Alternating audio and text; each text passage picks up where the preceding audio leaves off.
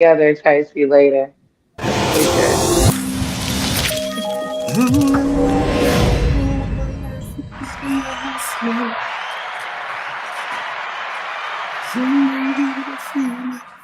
You are entirely too near me not to hear me. Welcome to the Wednesday edition of Outlaw Radio, Lady Parts.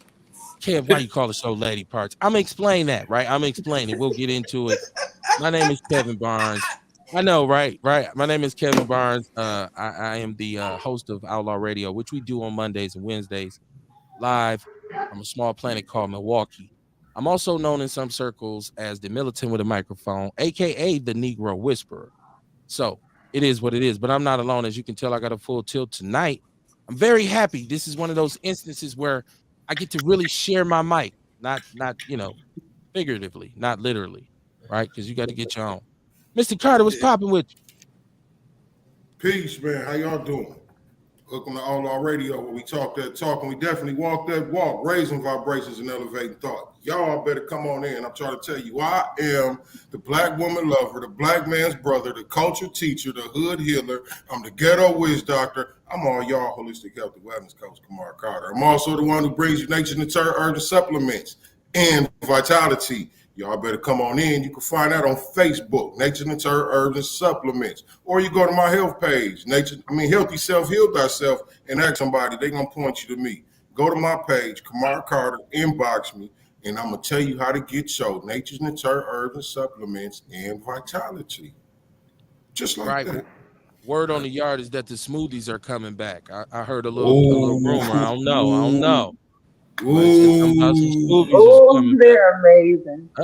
Watch They out coming now. back. Watch out there The now. people loving them. Yes, People loving them. Mr. Valentine, Mr. Hefner, what's going on with you? How you doing tonight? Hey man, feeling a lot better. I ain't say nothing, but like the last 2 weeks, dog, I was fighting a chest cold, and it seemed to happen when I took my ass to church. But but it is what it is. Like y'all seen like these last couple episodes, y'all ain't seen me firing nothing up, smoking nothing. I had to heal, but I'm glad I'm starting to feel better as that sun shining more. Yes, man. Yes. I'm glad you're feeling better. I hope you saucy. I feel saucy. That's our word. I'm saucy tonight. I feel saucy. Listen, I can just say this. It's about time we got some estrogen on the show. Courtney, shout out to the juice lady. He's usually here, but we don't really have a whole lot of estrogen. So a lot of time it's just straight testosterone shooting out the headset and the speaker. I don't know if that sounds quite right, but it's shooting out. So it's good to have women here. And the coincidence, this is why I say, man, when the rubber meets the road, God don't make no mistakes, because it's the end of Women's Month. And I'm gonna do a show with some sisters, some women, some black women. So, everybody be on your best outlaw radio behavior tonight. I'm going to let them introduce themselves. First, my sister, Miss Collier, introduce yourself. Tell these people who you are and what you do. Yes. Well, thank you, Kevin, Kamar. Thank you guys for having us here, and shout out to your listeners. Yes, my name is Samantha.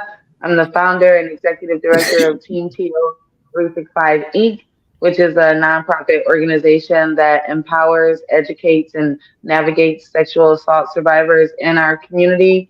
We've been doing this work now going on 16 years. Shout out to legacy building. I am also a thriver of sexual violence, and we just bring the energy. I'm grateful to be here. Next month is Sexual Assault Awareness Month, so that's why my name is hashtag Sam, because that's literally my name, and that's also the acronym for Sexual Assault Awareness Month. Again, how purpose, meets you and greets you. I'm very grateful for that. And then I'll let Ticey, introduce herself. She's amazing. Thank you. Yes. She family. She family. She been here before. What's going on, my sister? Thank you. Hey everybody. Hey Outlaw. Thanks for the invite. My name is Ticey Godsey. I am the co-owner of Control Plus C, which is a copy and printing store inside Sherman Phoenix. I am a facilitator for New Life and Team Teal 365. I am also the lunch lady at Dr. Howard Fuller Collegiate Academy. Um, and I'm just excited to be here tonight to just bring some awareness to sexual assault and the things that we have going on this weekend for Team Till 365. Okay. Okay. So normally we're on Mondays and Wednesdays, 7:30 p.m. Central Standard Time until whenever we choose to cut the machine off. There's a number attached to the show. So if you support these sisters or if you have questions about what it is they do, you can call that number, which is 262-202-5131. I said it fast on purpose. 262-202-5131. It's scrolling across the bottom of the screen along with the Cash App. If you want to get the apparel, holla at your boy. Inbox me. We got these hoodies. We got t-shirts. It's t-shirt time. Shameless plug. Holler at Kamar. Get the Nature's Nature. Holler at my boy Rail. Get these books. But this is the beautiful thing. Both of these sisters speak in the spirit of entrepreneurship. So I want to talk about what Team Teal actually is, first of all. So let's start off talking about what Team Teal is. What is Team Teal? Team Teal, what are we? We're some big elephants in the grassroots, especially when it comes to really getting in the mud with people, right? And what do you think I mean by that? Like we deal with a lot of issues when it comes to violence. Team Teal 365 again is a is a seed. You know, we plant seeds in our community. We're an organization that do outreach and direct services. We also do statewide to direct service providers. We sit on statewide boards. We started a national campaign called Paint the City Teal Day. We're in our 10th year now, which is really amazing. And Team Teal 365 is an organization that is inclusive, right? Because a lot of times we'll meet people in the community and they never even knew that there was an organization that supported sexual assault survivors, right? Just on a regular basis, not like if you're court ordered, right? But you're a person that's given knowledge, you know, guiding people. Because even if your listeners are listening, sometimes, you know, you need to have resources. Sometimes you need to feel a part of instead of labeled as, right? Okay. So that's what we do at Team Tail 365. We really bring a different energy, a different presence, and we also bring a different vessel to our black and brown young people and also adults. Because when it comes to the topic of sexual assault, you know, it hits our community the hardest. You know, 1 in 3 women and 1 in 6 men will be or has been sexually assaulted before the age of 18. You know, and that's just a statistic. You know, we always got to remember those individuals that never reported and Okay. still never report. You know, so there's power in being physically present, and that's one thing that we do at Team Teal. And we're a outreach volunteer org. Like I am the only staff member within Team Teal 365. Again, when you're doing this impactful work, it's not always about the money. We are definitely always into donations and funding. You know, tap into teamteal.com. But it's really a organization that needed to be, right, Kevin? I never seen it, you know, before I started it. I never seen an organization that was in the community, at schools, at outreach events, speaking with politicians. Now we're doing more around bills and legislation and things like that. So like really getting our hands dirty, you know, and also making a way and reaching back and grabbing other people while we continue to thrive. Okay. So And yeah. also, just like Ticey, and sorry about that, but just like Ticey said about New Step, I'm also the co-author of that curriculum along with New Life Community Development Center. It's taken us 6 years to create a curriculum to prevent sex trafficking in the city of Milwaukee, which is really a big deal because we've already talked about this trafficking situation here in Milwaukee before. So okay. For people who are tuning in, it's Outlaw Radio. Lady Parts. Let me take a exact. I just want to tell y'all why I call it Lady Parts, because I wasn't thinking of it like really. I know what it kind of insinuates, right? But I didn't think about it until I posted the shit. So I'm sorry.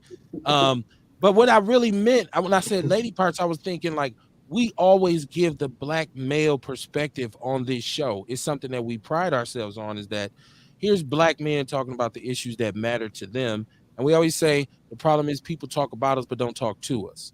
So when I was thinking lady parts, I'm like, well, there is a part of what our whole existence is that involves women. And lady parts, for some reason, is the first thing that came to my head. So if you tune in thinking we was about to get freaky deaky tonight, it's not that kind of show, right? It's not that kind of show. So I had to apologize for that. But we talk about trauma on the show. We talk about people being sexually assaulted. And this is one of the things that in the silence and especially deep, dark family secrets and things of that nature. So this is right in the realm of what we do. Let me check my chat room for a second. Paris LaShawn, peace, outlaws, and your guest. This is Shay and Kruma. Yeah, shout out to you and Shabaka's Black Peace. Experience Enhanced. He's running for mayor in Denver, Colorado, right? Mama Jenkins is on the check with us. She said, "Good evening, outlaw family. I know, real. I've been feeling that same shit, but I know my family got some homemade remedies for a sister to feel better. Welcome to the sisters tonight. Thanks for sharing. Yeah. Absolutely, Mama Jenkins. Shout out to Mama Jenkins is a real outlaw. So we talk about sexual assault and sexual harassment in the community, and you've been on the show before, and there's some cultural norms and some stigmatisms attached to it, and we've talked about that kind of thing. So what you do is very important. But do you find that it's still hard to kind of penetrate, no pun intended, that deep dark, I'm going to hide it because I don't want to tell on my uncle or people gonna look at me a certain way. Is it still hard to kind of deal with that, or are you making ways to be able to create more awareness? Yeah, we've definitely been doing direct services, but it takes building of trust, right? People aren't just gonna, tell you right when they meet you everything that they've, been through. So, when we're working in schools, it takes about, 4 or 5 months for a young person to feel safe enough to say that they're a survivor. And Ticey's been there as well, where we tell them it's not your fault then, and it's definitely not your fault now. And this is just working with young people. But while we're teaching them how to unlearn that shame, we're also feeding them healthy relationships, boundaries, ways to cope when you go through different things, because there's going to be different situations, not just young people, but adults deal with that. They're going to have to identify those triggers, right? Because life can be very violent. So just getting people to unlearn that shame and that blame that's attached to so many survivors and get them to see that there's a way out and there's a way to heal and there's a way not to look at them or self-sabotage them, because that is a lot of anxiety and depression that all comes with self-sabotage, right? So we're there for that. And we're there for a consistent time. Like, this is an ongoing thing. And if a person needs to go to therapy or needs to be connected to a cultural specific organization or support group, we actually hand them to that support group. We don't just give them a number to call. That's really, really, really important too. Because if a person trusts you enough to tell you their story or work with you on a treatment plan and they need to go on another step, it's always good to take them to that step. Okay. Now you got an event coming up this weekend, and that's why we got you and the sister Ticey here. So first of all, shout out to Control C, right? Because you and my sister Crystal Ship have been longtime supporters of the show, usually in the chat room, making sure me and Kamar be on the best behavior we could possibly be on, or as much as we could be expected, right? Like, because we only gonna go so far, and then my wife always say, "You just won't act right. I got to do something. I got to do something. I got to do something, right?" So, let's talk about the event this weekend, and I don't know if Ticey, if you want to talk about it, because you're being honored. So, and that's kind of like why you decided to come from behind the chat room tonight. So let's talk about that. What's going on this weekend? Well, this weekend it is Team Till 365 Day, which is April 2nd. And this year they have chosen to honor mother and daughters that has healthy relationships. And my daughter just walked in from work, and myself and Taylor, we are being honored this weekend for having a healthy mother-daughter relationship. That's what's up. So, yeah, we are definitely.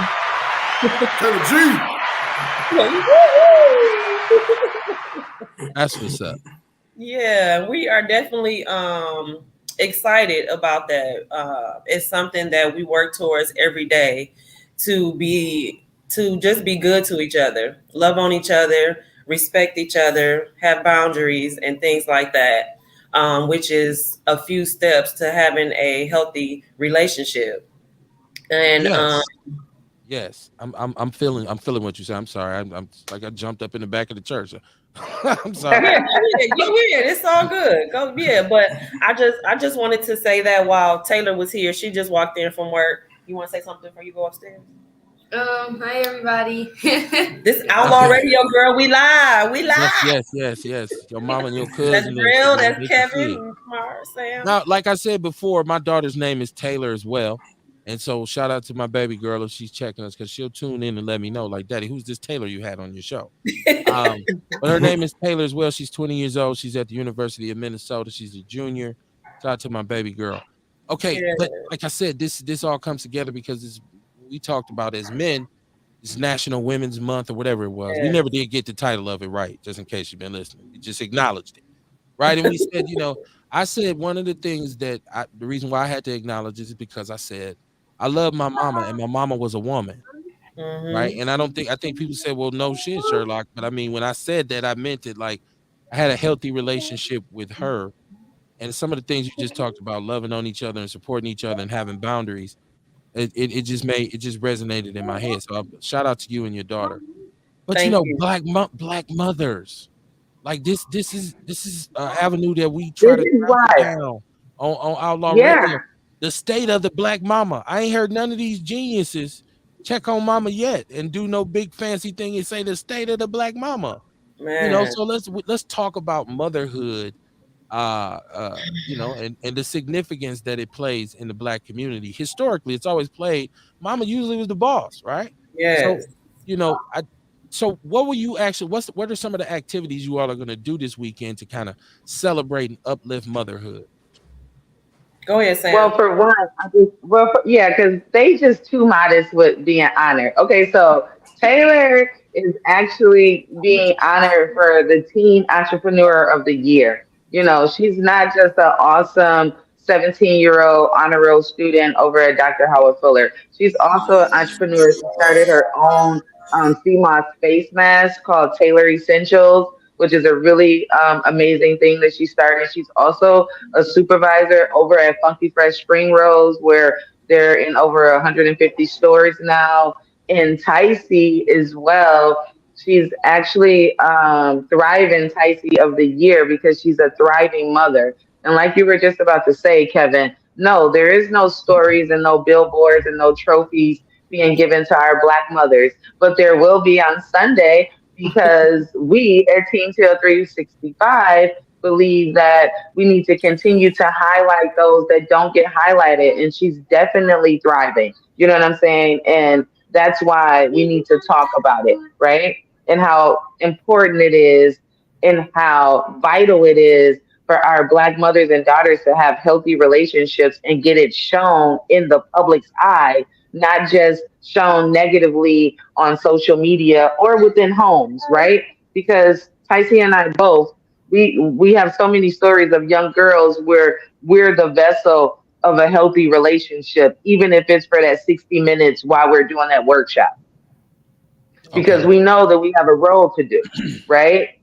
We have a role to do while being in front of our young people. So I just wanted to highlight the essence of those awards because they definitely are the elements of a healthy relationship because you build that. It's not just something that just happens. So So I think that's I just where will this event be at? Where are you all holding this at?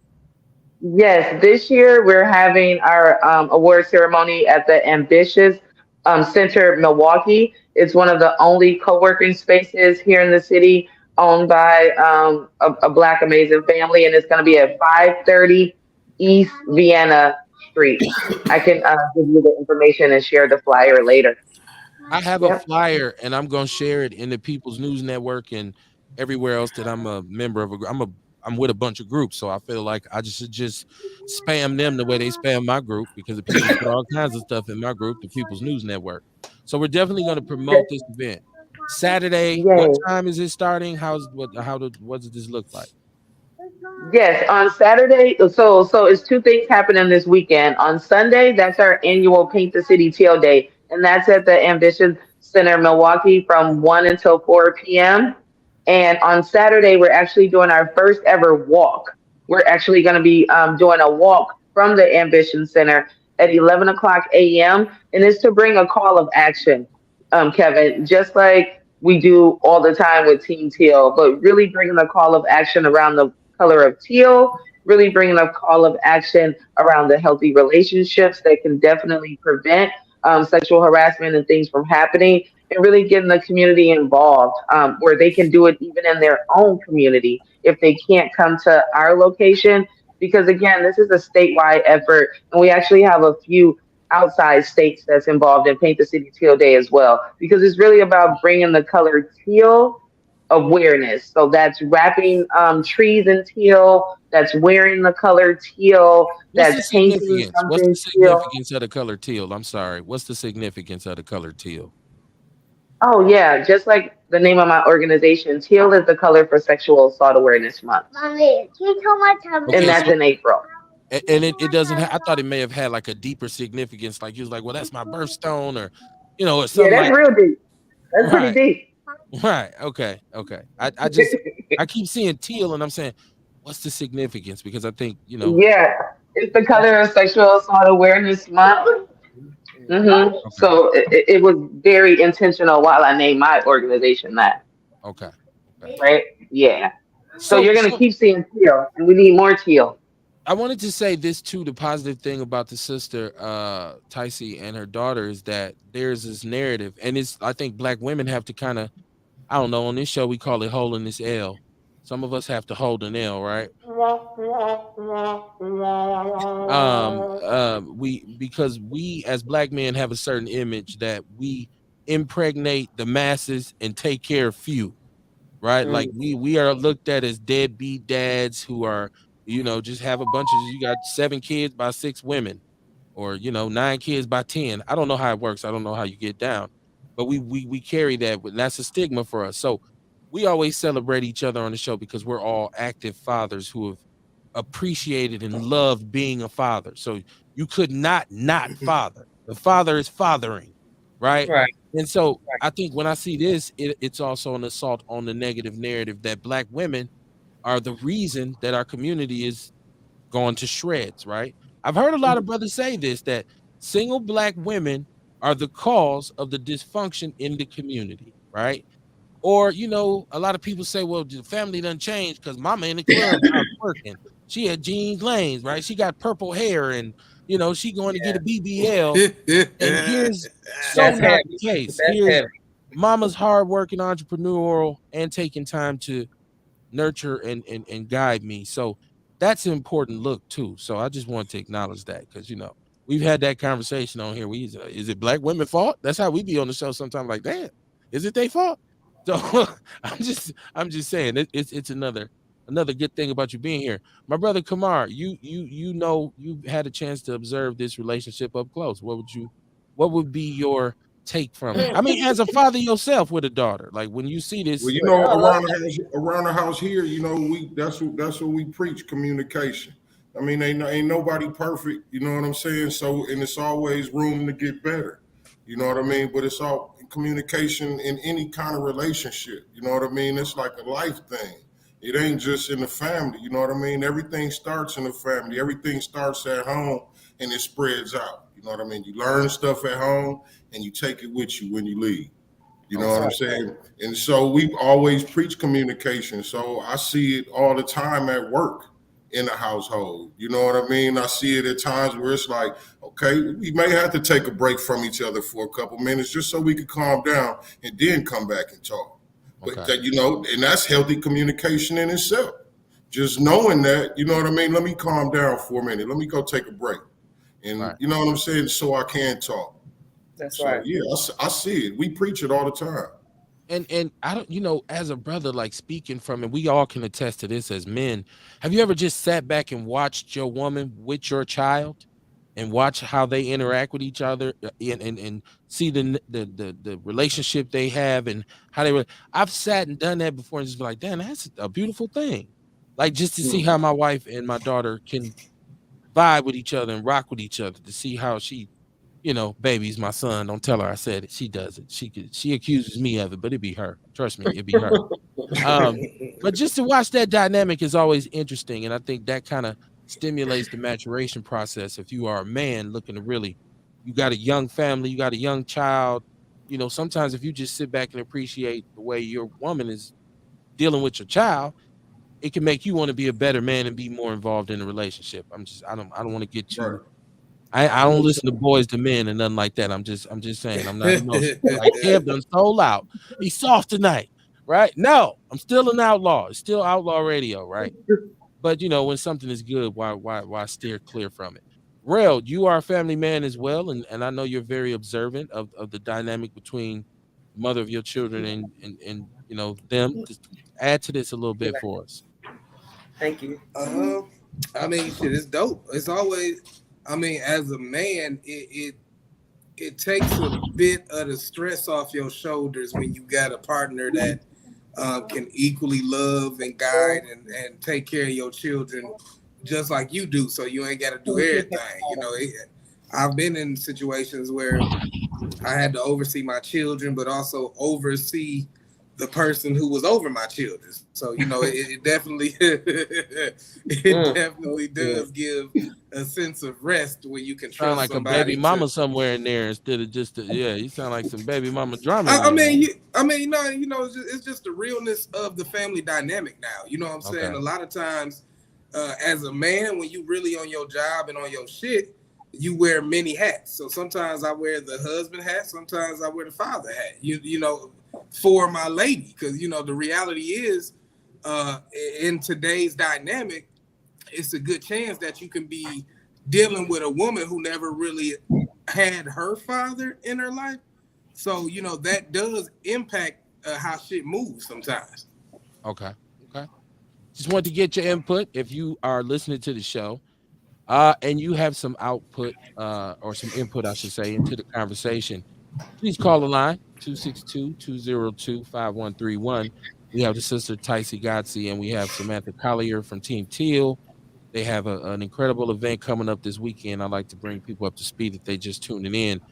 But once again, man, what a way to end, women's what is it? Somebody tell me what it's really History, called. Women's I keep History saying Month. Women's Month, and I know that's not what I'm supposed to say. Women's Right? History Month. Women's History Month. Okay.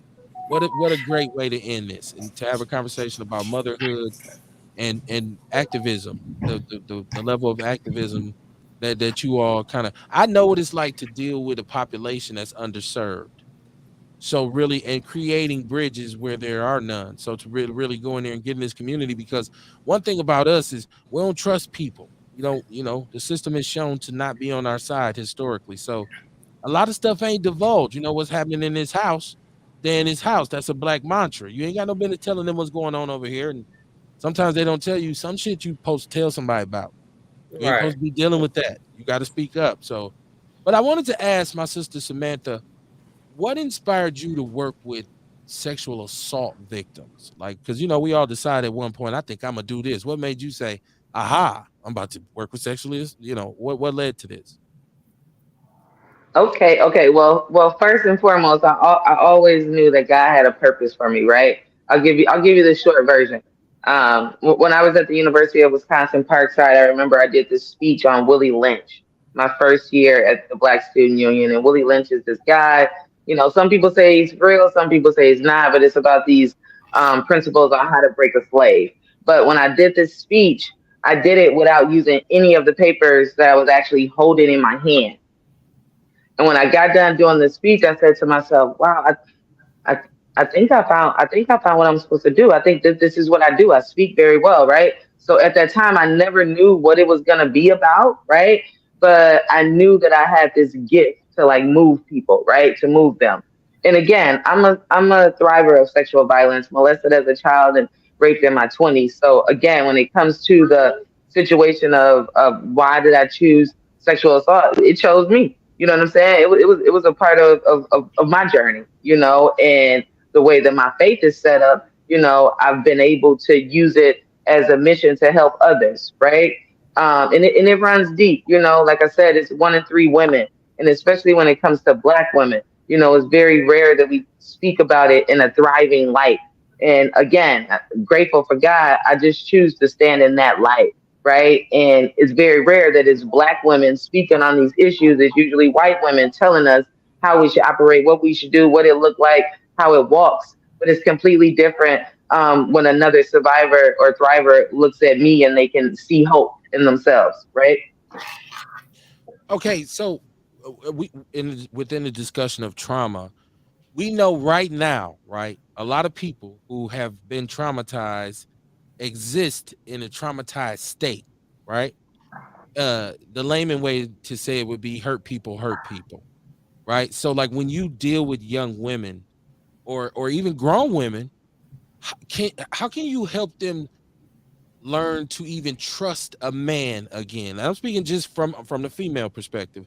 Because normally when you deal with a female who's had several different kind of traumatic experiences, whoever's there gets both ends of the shotgun from her on a daily basis. So is there a path for women to say, okay, first of all, if I can't really handle this, can I get let me go get some therapy so that I can navigate my future relationships and make sure that because sometimes when you're a victim young, you just assume the role of a victim forever. Like you just let people, I guess because your self-worth is low, you just let people do whatever. Like I'm not even worth nothing. I've been getting, raped or harassed. So how do you help them build to deal with it? Coping, I guess, is the word I'm fishing for. Coping. What kind of coping skills can you help them with? I definitely will tell you, but I think I'm gonna let Ticey. I don't want to take like all of the like, I'll continue to. But one of the biggest things is recognizing that I believe you. Okay, not just women, but a lot of people in general have never been believed. So that alone, I believe you. And then figuring out what those steps in healing look like for individuals is all different, Kevin, right? But what I know for a fact is knowing that they're not alone is really important. Okay. Knowing that they're not the only one is really important. And it goes generational, right? And another one of those coping is making sure that we learn to use I statements, right? How I feel, what's going on in my emotions, what's triggering me, not what happened to me, right? Or it's them over there that's making me feel this way, right? So again, that has a lot to do with unlearning because we've been taught one way to think about ourselves. Okay.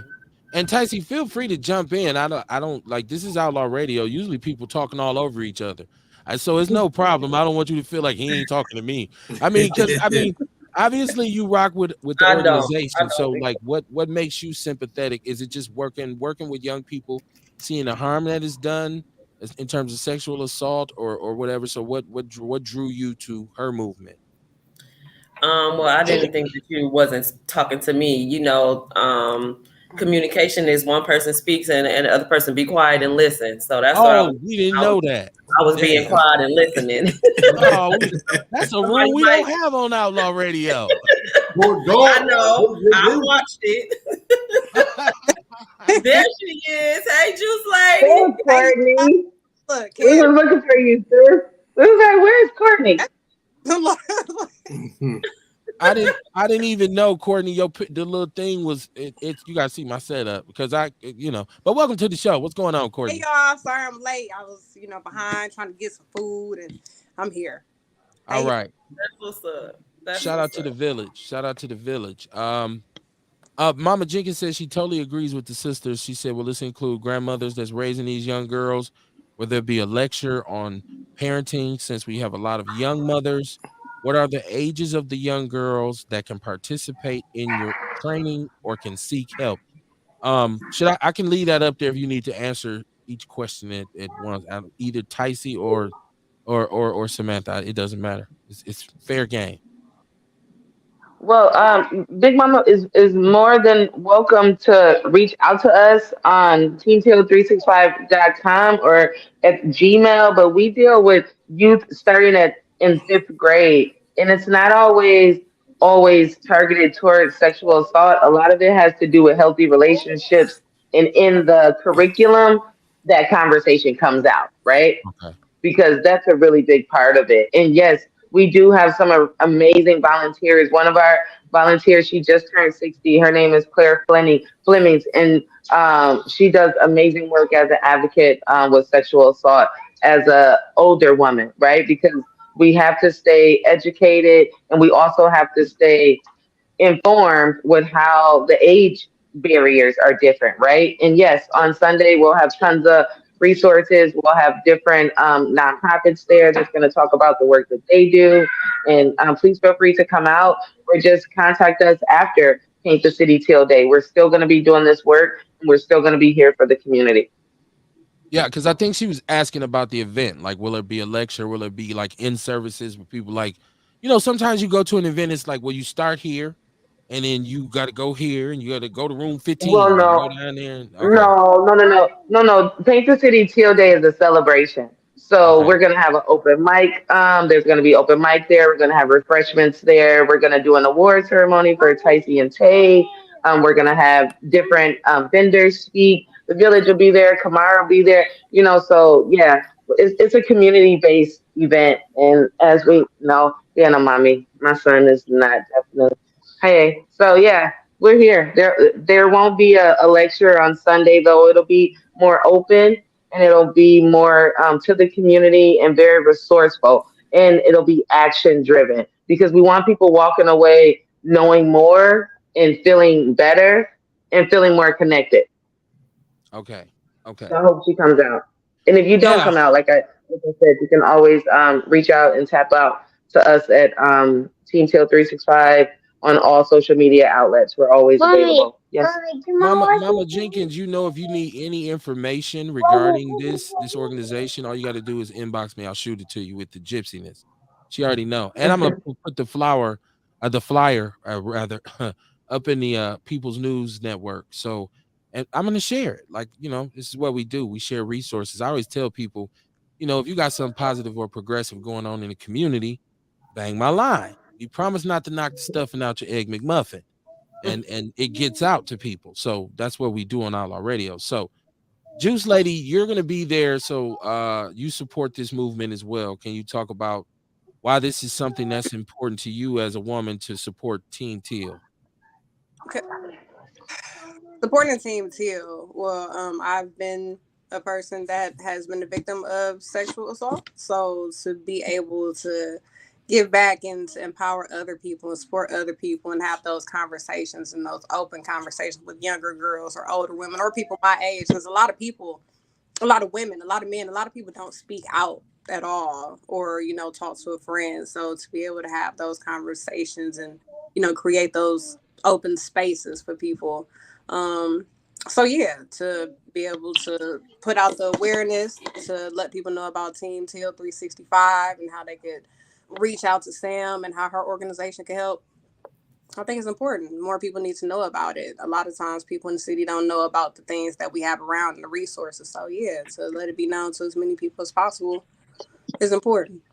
And because once again, we're no stranger to the subject that, a lot of brothers, because I hear there's a large number of people who say they've been sexually assaulted, right? And like, I think in the last 10 years, sexual assault and sexual harassment has kind of taken on different kind of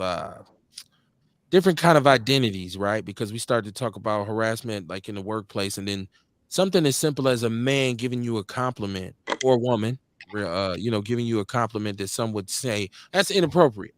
Somebody can go back now retroactively and say, I used to work for this dude, and every day he used to come in the office and ask me what color drawers I had on or something, right? And like, he never touched me, he never did nothing, but he would say that. And then they go back and get this dude and be like, man, you used to harass the young girls. Now that's new, because I grew up, I was brought up by old Southern men who just, they said stuff to women. That's what they did, and it was funny to them. Like, just, yeah, girl, I see you walking that thing. I mean, you heard the blues before.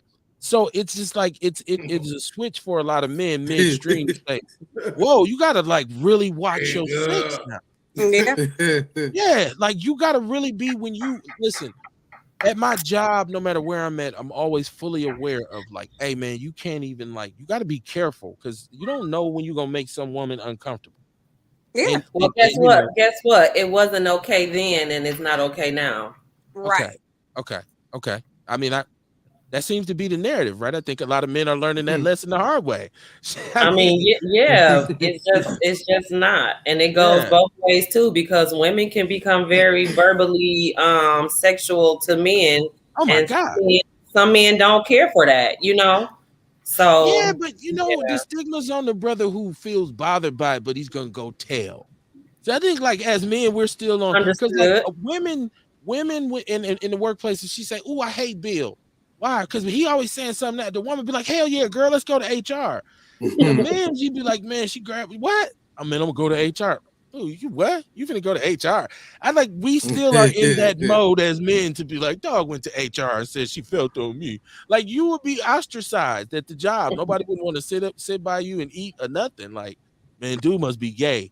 Like, and that's kind of like I'm just, just keeping it a buck because it's so many stigmas on it, right? Like I made this metaphor the other night where coming up, if you went in the club, right, as a male and 5 women came up to you and said, we want to take you home and we want to do whatever to you all night, your guys would be like, dude, you better go, like you the man.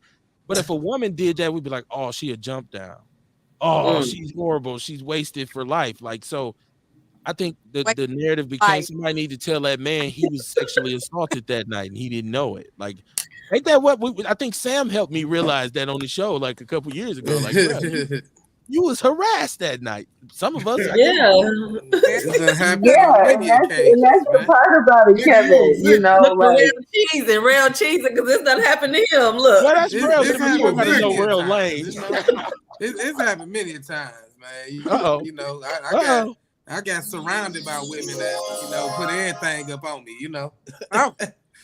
But it just is what it is. I mean, just understanding them levels, it just be different. And then we also talked about how even if we bring up the subject and then we're joking about it, that makes survivors, especially men survivors, get even more in the shadows because it's like, oh man, I bring it up and you laughing at me. You know what I'm saying? So we got to change the way we interact with each other. You know what I'm saying? We gotta change the way we hold that space because we definitely want people walking away feeling better and not feeling worse, especially if they say something like, "Oh, my girl just hit me," or "She just slapped me again," or something like that. I know it doesn't seem normal in a lot of male conversations, but it's definitely a whole thing when it comes to domestic violence and sexual assault. So just like untraining ourselves and being open to these conversations and knowing that men need to heal too. We can't be the only ones out here healing, Kevin. You know what I'm saying? Just us women. Men got to find their ways too. And it might be a different space, but we definitely make space for men within Team Teal, survivors or not, just making that space because we need men in the conversation so that we can have healthy relationships. It takes all of us. I think most men, I'm gonna be honest, and we'll get back to motherhood. Trust me. So I don't want to abandon that narrative, but I think most men, we are women's mercy so much, right? And I'm speaking from like your interaction with a woman. It's usually all on her.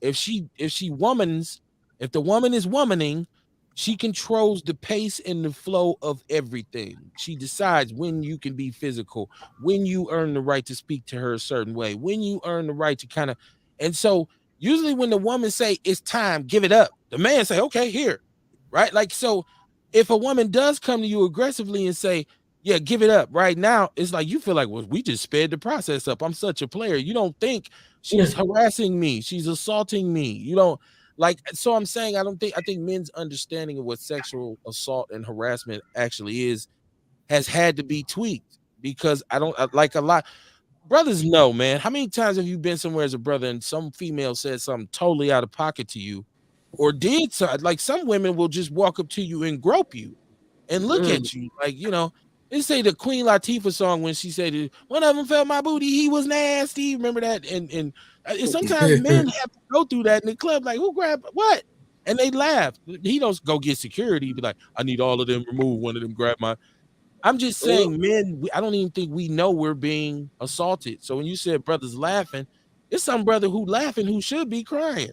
Like he don't even know he's been assaulted. He's like, like, wait a minute. Right. That's just like when we talk in schools, and then we got young boys. You know, Tyson and Courtney both. We can be in schools talking about sexual violence, and young boys laugh. You know, but then I talk about how older women, you know, they coerce and rape our young boys as well. But then it takes for a man to get grown to talk about it. So we talking about it right now. You know what I'm saying? Talking about it in a way where it's not funny to our young men. Because if it's funny to our grown men and it's still funny to our young men, when are we gonna make that correlation that it's real and it's Right. a real thing and it Listen, affects our home it's and it too affects? real. It's I'm just too saying, real. like, you know, we gotta, yeah, because that part of it, you know, that continues to be the narrative that we see across the board, you know, and that's why co-ed facilitating is very important because it gives our young men a space, a vessel to say things happen, things are happening, or things has happened, or just a man to talk to, because we have to get Right. to a place where it's serious for our young men because it was Yeah, serious for yeah. our grown men and they never got looked at. And now those men are grown. So we have to get serious and we have to let them know that those numbers of 1 in 6 men that sexually assaulted before the age of 18 is definitely real. Is definitely real. So that's the conversation when it comes to Teen Teal, and we want to make sure that we promote, you know, healthiness and healthy conversations because our community needs a healthy space to have these conversations. And I think it desensitizes men a lot because men who've had that experience usually when they deal with a female, that's kind of like a learned behavior. So that's going to be their approach. Like it's like, dude, why you so? 'Cause that's how he been handled. Now, Sean Moore, who's a supporter of the show, who's normally on here, has spoken about being sexually assaulted by his babysitter growing up. And I'm bringing this up because he's in the chat room and he's adding to the conversation by saying, I didn't say nothing because I didn't want to be ridiculed by my friends and beat up by the girls that was raping me. There are many men dealing with them disorders and will never heal. Okay. That's how you know the conversation is real, man. So people tuning in to Outlaw Radio, like, what are you talking He about? said by the girls, And which is thank more you than one. so much, Sean. And we believe you, Sean. And that's powerful. That's a powerful statement because we want men to heal, Sean. We do. We want y'all to find those spaces. And it's men like you being open and being a vessel enough to stand up and say that that's going to open up other men to have more conversations. So I thank you. We thank you. Yeah. Yeah, I just don't know So if we ready for that yet. Go ahead, Tyson. I'm sorry, I didn't mean to We, cut you. we have to be ready for that, Kevin. We Yeah, have to be. Kev need to be a better. it's time. It's time. It's We time have to be, Kevin. I believe it's time for our black men to start healing as well, right? Mhm. And they are our leaders. We are supposed to be following them. So if they are still walking around here broken and things like that, they can't help us heal. Or the young men under them that also needs to be healed. They need to know that it's not okay and somebody is listening to them and somebody believes them and they are being heard. So we definitely need to be talking about it like right now. I Right don't. now. I'm one of those men though who feels like sometimes in order to safeguard masculinity, and y'all can slap me around, I can take it. I've been beat before. I'm just saying. I feel like as a man, sometimes you got to safeguard masculinity by not allowing too much feminine perspective and like into it. And I'm saying that to say there's a such thing as rites of passage for a male. He does need to go forth in the wilderness and hunt a wild bear and slay the bear and bring it home to prove his membership into the tribe. So some things like you could look back and say, I was assaulted when as a man, some men would say, well, no, you was just in the wilderness hunting a bear. And No, like so I am Nah, man, nah, man, I'm like, no. we That was fucked I'm up. like Kev I, around. I, That was I fucked knew up. it. That was I'm Okay, fucked like up. Kev. That, come get me. nah, Like, come on. What the Come fuck? get me right. Don't have friends like Kev, first off. nah, Kev, you man. the type of You know, friends hey, that Kev, Sean it's like, had. the other night, the other night we was talking about relationships, you know what I mean? And we was talking about how two fucked up toxic people, you know what I mean, the shit ain't gonna work. You know what I mean? One toxic motherfucker and the other one ain't gonna work. You know what I mean? They both got to be working on it. Got to be trying. You know what I'm saying? It's just like that, man. You know what I mean? Like energy attract like energy. Who else want to cuss me out? Let's But the go thing around. is this, man. Hey, listen, and also the thing is this, man. You know, like brothers do need we got to figure out a way to be like, you know what, fuck it, peel them layers back. You know what I'm saying? Because see, it's a lot of shit where we got fucked up, and our process of thinking got fucked up because of what we've been through. You know what I'm saying? Like, look at how, like, okay, we grew up in the streets, right? Where it was like, you know what I mean? You got to watch your ass. Everything is you know what I mean? But then as you get older, you learn that you don't have to be the same way. You learn about different thought processes that you had was fucked up. You know what I'm saying? So then it's like, we grown. We old now. It's still fucked up thought processes that might be fucked up. I feel like it's worth at least taking a listen to hear what might be wrong. Because see, when you fucked up in the head, when you got a mental illness, you don't know you got a mental illness. Right. Look at it like this, Kevin. People always say women, we are traumatized because we have lack of father, may have been molested as a child, things that just, you know, may not be good for a healthy relationship. That's women. So what do you think is happening to the men that it happened to, from like aunties and babysitters and things like that? I don't want anybody to think I'm endorsing any sort of molestation. First of all, no, we're not saying that. We're not saying that. We just want you to see that it needs to be talked about. It needs to be talked about now. And there is no explain what I'm saying. Look, Mama Jenkins. Let me shout out to Mama Jenkins. We love Mama Jenkins. She said, "Great, I will share this. It's a much-needed event. Another day of learning on Outlaw Radio." Another question is this open to the entire community? Because I know a lot of people that are lesbian and gay within this community. She said that have been sexually assaulted. She says she volunteers and she sees the hurt because of their sexual preference. Sheesh. And that's where I'm going. This is where I'm going. I was in the car. I didn't want to pull off, but I done pulled off. See, and here's the deal, right? Sean is getting at me. He's saying, Kev, did you really just say that? I did. Because I did. No, I'm standing on it. Because listen, I think one of the issues that we have right now in our community, and I can say this out loud, is that a lot of our young men they have too much feminine sensibility instead of enough masculinity. You see what I'm saying? I agree.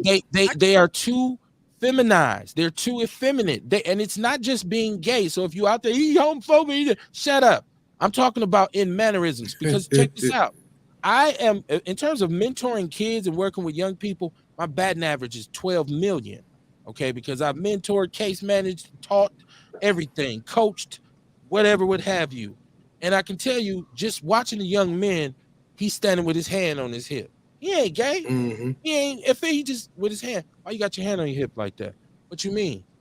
Don't stand like that, bro. Control. You know, loosen up your shoulders, man. What you smacking your gums for every time you get mad? Hold on, bro. That ain't what men. There are things that are men things to do, and so it's just like with a woman. I talked about the relationship between my wife and my daughter. I've watched her show her the intricacies of how a woman carries herself. And I never said, no, she need to, learn to be more masculine. No, let her pour into her femininity. So I say, I tell my son to have boundaries and not, but I also tell him, don't be no little soft, little squishy type dude, man. Don't be so feminine that you can't be masculine when you need to be. That's all I'm saying. So if it sounds like the caveman, it is what it is. It's Outlaw Radio. Courtney said, I'm the people you don't want to talk to. I think you get more out of somebody who tells you the truth than somebody who try to blow smoke up your ass, right? If you talk to somebody who ain't going to keep it a buck with you, you don't get no value out of it. I'm going to tell you the truth. I'm a guy, and I'm trying to talk about sexual assault or some other shit I done went through. I don't think I want to talk to you, Kev. It don't seem like you finna get no. Nah, we ain't gonna choose. We ain't gonna choose Kev for that one. Right. But you know, and that's okay though. But as long as you know that, you know what I mean. We just don't need you to direct him to somebody that can get him right. Right. Because if you can't be honest, and serious about it when the motherfucker talking to you, you know what I mean. You really should back up out that conversation. I'm gonna be honest with, and I got homeboys who've confided in me to the nines about it's things. Heavy. It's heavy. But some shit is this like, come on. But it's some stuff that you're saying that we telling you wrong. Well, I don't listen. I don't care what nobody says. Exactly, and that's my point. That's the point I'm making. This shit works. What are you talking? This shit works. Obviously, it don't work because look at where we at. I'm talking about for me. Oh, I thought you were talking about for me. My bad. At some point, you gotta try something different. There's adjustments that can be made within the line of masculinity. I don't have to jump out the gym to make these changes. I can fine tune. Ain't nobody talking about you. What I'm saying is, I know. I put me in it. What we saying is, you saying it's some things that you saying is wrong. So what you feel like is right for you, it may not be right for everybody else. So we need to tell other people some other shit.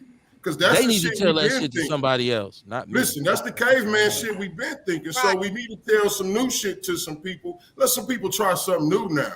Yeah. At this point, man, in life, you talk about with this aldermanic shit. You know what I mean? With the aldermen and shit, we got to try something different.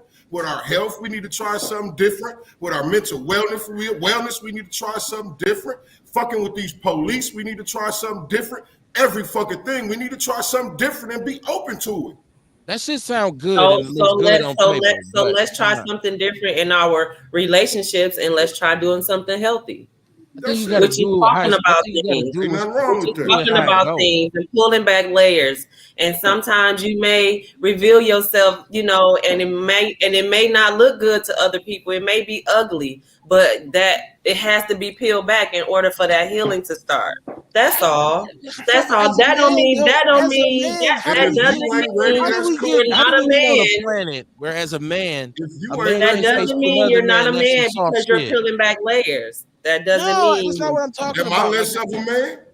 I should be able to say when somebody say something, especially am I less of a man? That shit sound kind of soft because he shouldn't even be offended. He should say. You can say that to your guy, but you got to be careful, right? Because words hurt. And your guy is trying to confide in. And if he's trying to confide in you, why you want to call your guy soft?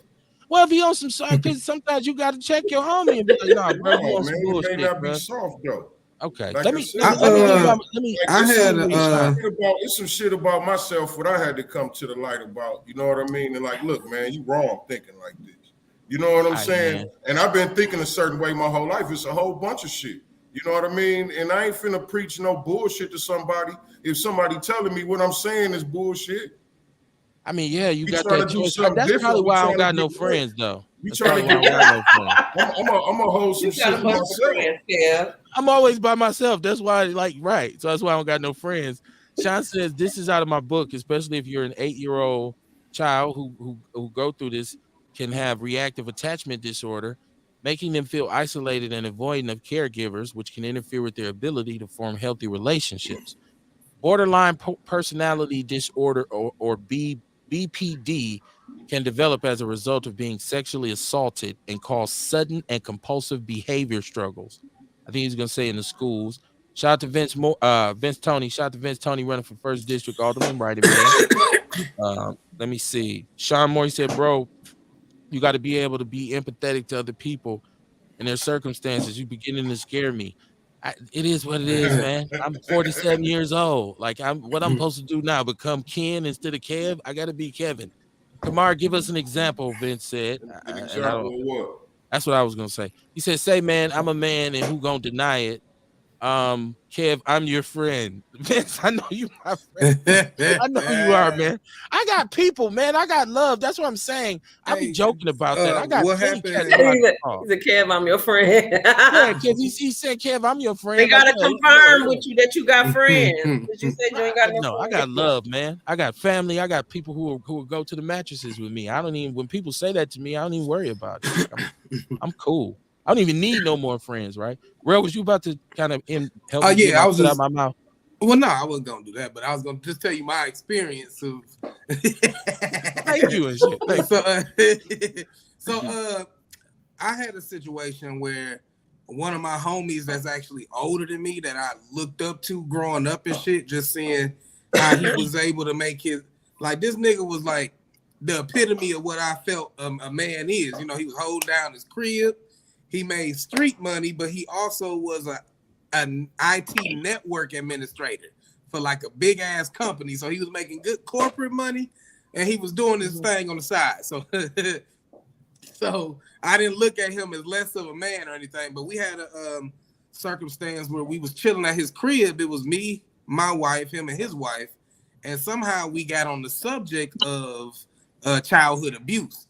And you know me, one of my gifts and one of my curses is I don't give a fuck, man. You know, it's just a beautiful thing to not give a fuck. So I can share my experiences, not worried about what the fuck somebody gonna say. So, you know, I let them know that I experienced abuse from about the age of 4 to about the age of 11. But my situation was a little bit different because this was a child. This was an older child. So I let people know, yeah, it's cool to watch adults around your children, but watch children around your children.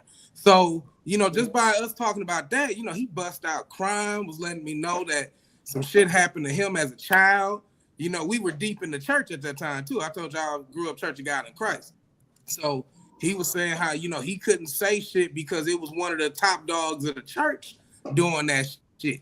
So, you know, just my experience with being a mental health advocate and somebody who holds a safe space for people to kind of work through their own shit. I understand that, man. It ain't nothing soft about getting help or healing. And just like I told him, the shit that happened to me, it ain't stopped me from providing, protecting, or raising my children. So ain't shit happened to me ever make me less of a man or view myself as less of a man.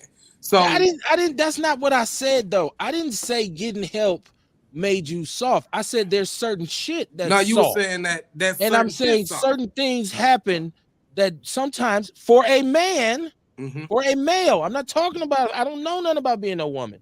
I'm saying as a man, there's certain things that happen that you were supposed to go through so your man can start manning.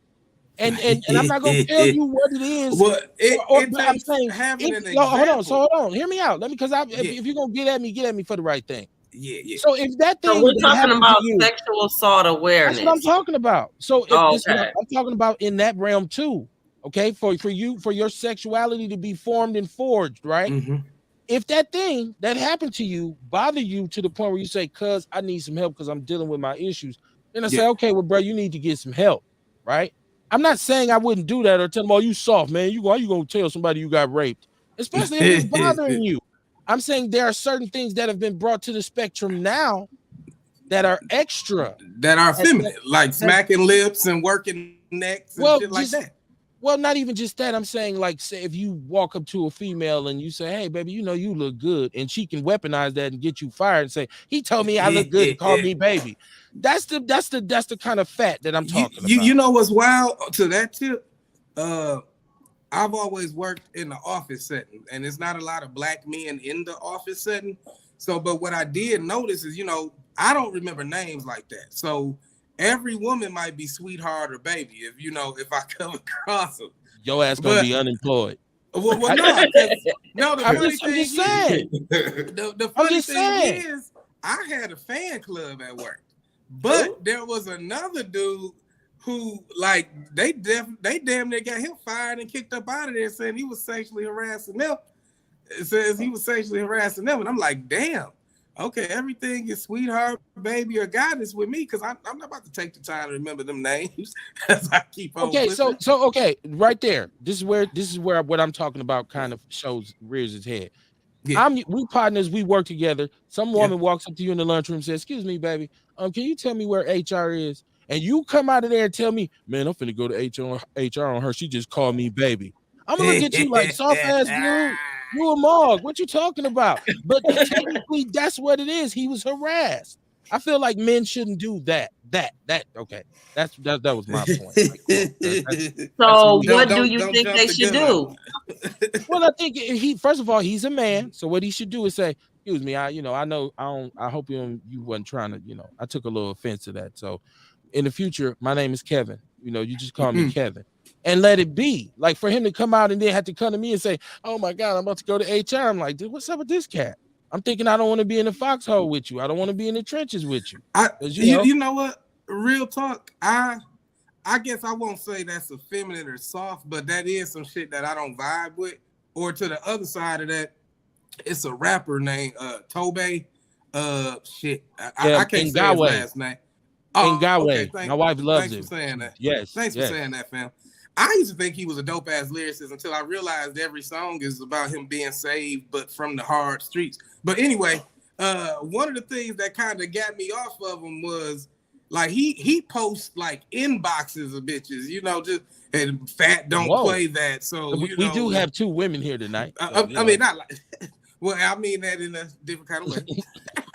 Yeah, in the best way possible. I guess to my defense, they were shooting a shot at a known married man. So in that circumstance, they could have been bitches. So, but instead of handling them privately or discreetly, no, sweetheart, we don't roll like that unless you want to come meet both of us. And if Fat say it's all good, it's all good. But he posted it on the Instagram like, my lady don't play about me, watch your mouth, and all that shit. Like to the point where he showed how, I guess he gave his lady the phone and let her respond to the chick in the inbox, and then he posted it for public spectacle. So shit like that, I don't vibe with. I ain't gonna say it's effeminate, but I do think it's a smoother way to handle shit more discreetly and with a bit more tact and finesse. I don't know. The most simple way to say it is the truth is when you look at most men, some of y'all gay. That's just what it is. Some of y'all just gay. Like nobody harassed you. You just I gay. ain't saying he gay for that shit. No, I'm saying some dudes are. I'm not. And I'm not trying to offend nobody. I'm just. I talk about we talk about masculinity here. Hey, I agree to that. Okay, right, and gay people say that. Gay men say that to us straight men all the time. Y'all gay too. There is a lot of gay men here. Right, so I don't want to, Sean said, yeah, that's some bullshit because I called damn near everybody baby. My wife tell me not to, but right, yeah, you will be unemployed too. You shouldn't. Sharon Evans said, true, real. Women pick and choose who they want to get comfortable with. A little feminine truth. What's going on, Outlaw? It works for me. Hey, you learned that. We learned that when we was kids. We learned that when we was kids in kindergarten. You know what I'm saying? Like some of the kids, as soon as they touch him with something, oh, teacher, he touched me, and some of them it's a game of tag. You know what I'm saying? Right. You learn that early. So even learning early, we didn't play tag. We played hide and go get it. There you go. Right. Hey. Come on now. We talking about the 80s, baby. This is grinding by the fence in somebody's backyard. Yo, what is you doing? We can't hear you. Right. We can't hear you, Courtney. I ain't played them games. So I don't know about that. Oh, you definitely played hide and go get it, Courtney. Like I don't know. We play house. That's what we call it. You play house. That's house. Always your mama. Right. But you ain't hiding nothing. They ain't hiding nothing. Just meet me in the room, husband. Right, motherfuckers always want to be the parents. I want to be the daddy. I want to be parents. Bad as it is. I'm the mom. Nasty. Just nasty. And then look, you talk about you hide and go get it and all that stuff. So yeah, boundaries were very blurred, but you didn't know at that time somebody who was playing that game was being assaulted or harassed, and that's why their behavior was over the top like that. Because the best thing in the world for you as a youngster is for the girls to suggest that you play hide and go get it, not you. Now you finna get harassed and you don't know it. See, this is what I'm saying. Like we as men learn, well, that's how it's supposed to be, right? Like we, she's supposed to put it on me like that. Vince says, I mentor. Rule number 1: if the parent has not talked to their child about inappropriate touching, their child can't leave the house with me. I like that rule. I like that rule, Vince. I work with young people as well. Like, it's some lines of trust that shouldn't be violated. Mama Jenkins said, yes, Real, I'm with you. I don't give a fuck about other people's thoughts about me. there's a lot of people with hidden things that have happened to them. If you talk to 100 people, 99.9% have some type of sexual assault encounters.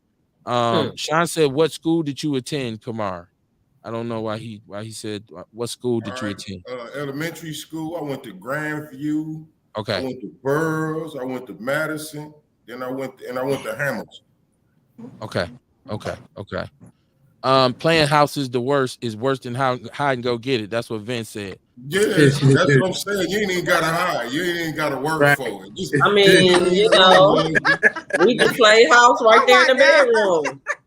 I thought hide and go get it kind of kept the anonymity of the girl because she didn't want nobody to know. When she'd run off and she'd let you find her, but she hid from everybody. I mean, I don't want to. I have to go upstairs and my wife be like, "Oh, hide and go get it, huh?" When they play house, they got kids already. Yeah, man. A lot of families, period, kids don't want to talk about what happened when they played house when they was little. It's like that's what I'm saying. Some stuff I don't know that you should divulge it. I don't know. I know if it hurt you and it traumatized you, you should, right? But if you can exist and get to your normal day, it's like, all right, well, no. No. Okay, so I wanted to ask Ticey this too because she's being honored. We kind of got to talking about sexual harassment on different levels. Go, Ticey. But I want to ask Ticey about this because we need these jewels for mothers now, especially young mothers. How do you get the little girls right now coming up? Because I'm looking at them and I know who's the media images for them. Your Nicki Minaj's and your Megan Thee Stallions and the less you wear and the twerking and all of this. How do you get the little girl? How do you work with her to keep her straight and so she don't be on Instagram with green hair? Shout out to everybody with green hair, bent over twerking. Well, with my daughter, I just work every day at just trying to talk to her and just let her know that I love her right where she is. She'll definitely pop out on me with a gray lace front on or lace wig on real quick, and I just have to let her be her, right? But she know that there's a limit. We have created boundaries with each other. It's something that with me and Taylor, we've been working on this for a long time. It's not something we just woke up to today. Right. But the kids at the school that I teach on Wednesdays, I just work hard on just trying to be real with them and open with them and honest with them and giving them the opportunity to have a safe space when they come and talk to me. I try to just love them right where they are. A lot of girls at my school, their mothers don't hug them, don't tell them that they love them, just asking them how they are doing right now at that very moment.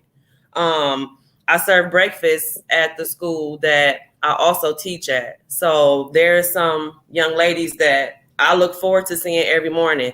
They look forward to seeing me every morning because they know I'm going to say, hey, good morning. How did you get to school? Are you okay? Are you hungry? Are you thirsty? Do you need a hug? How was your night? Did you finish your homework? Communication that these mothers is not doing with these girls. They come in the house. They got to go cook dinner, take care of their little brother, clean the house and do things like that. So I just try my best to reach them right where they are and just to make them feel safe. Okay.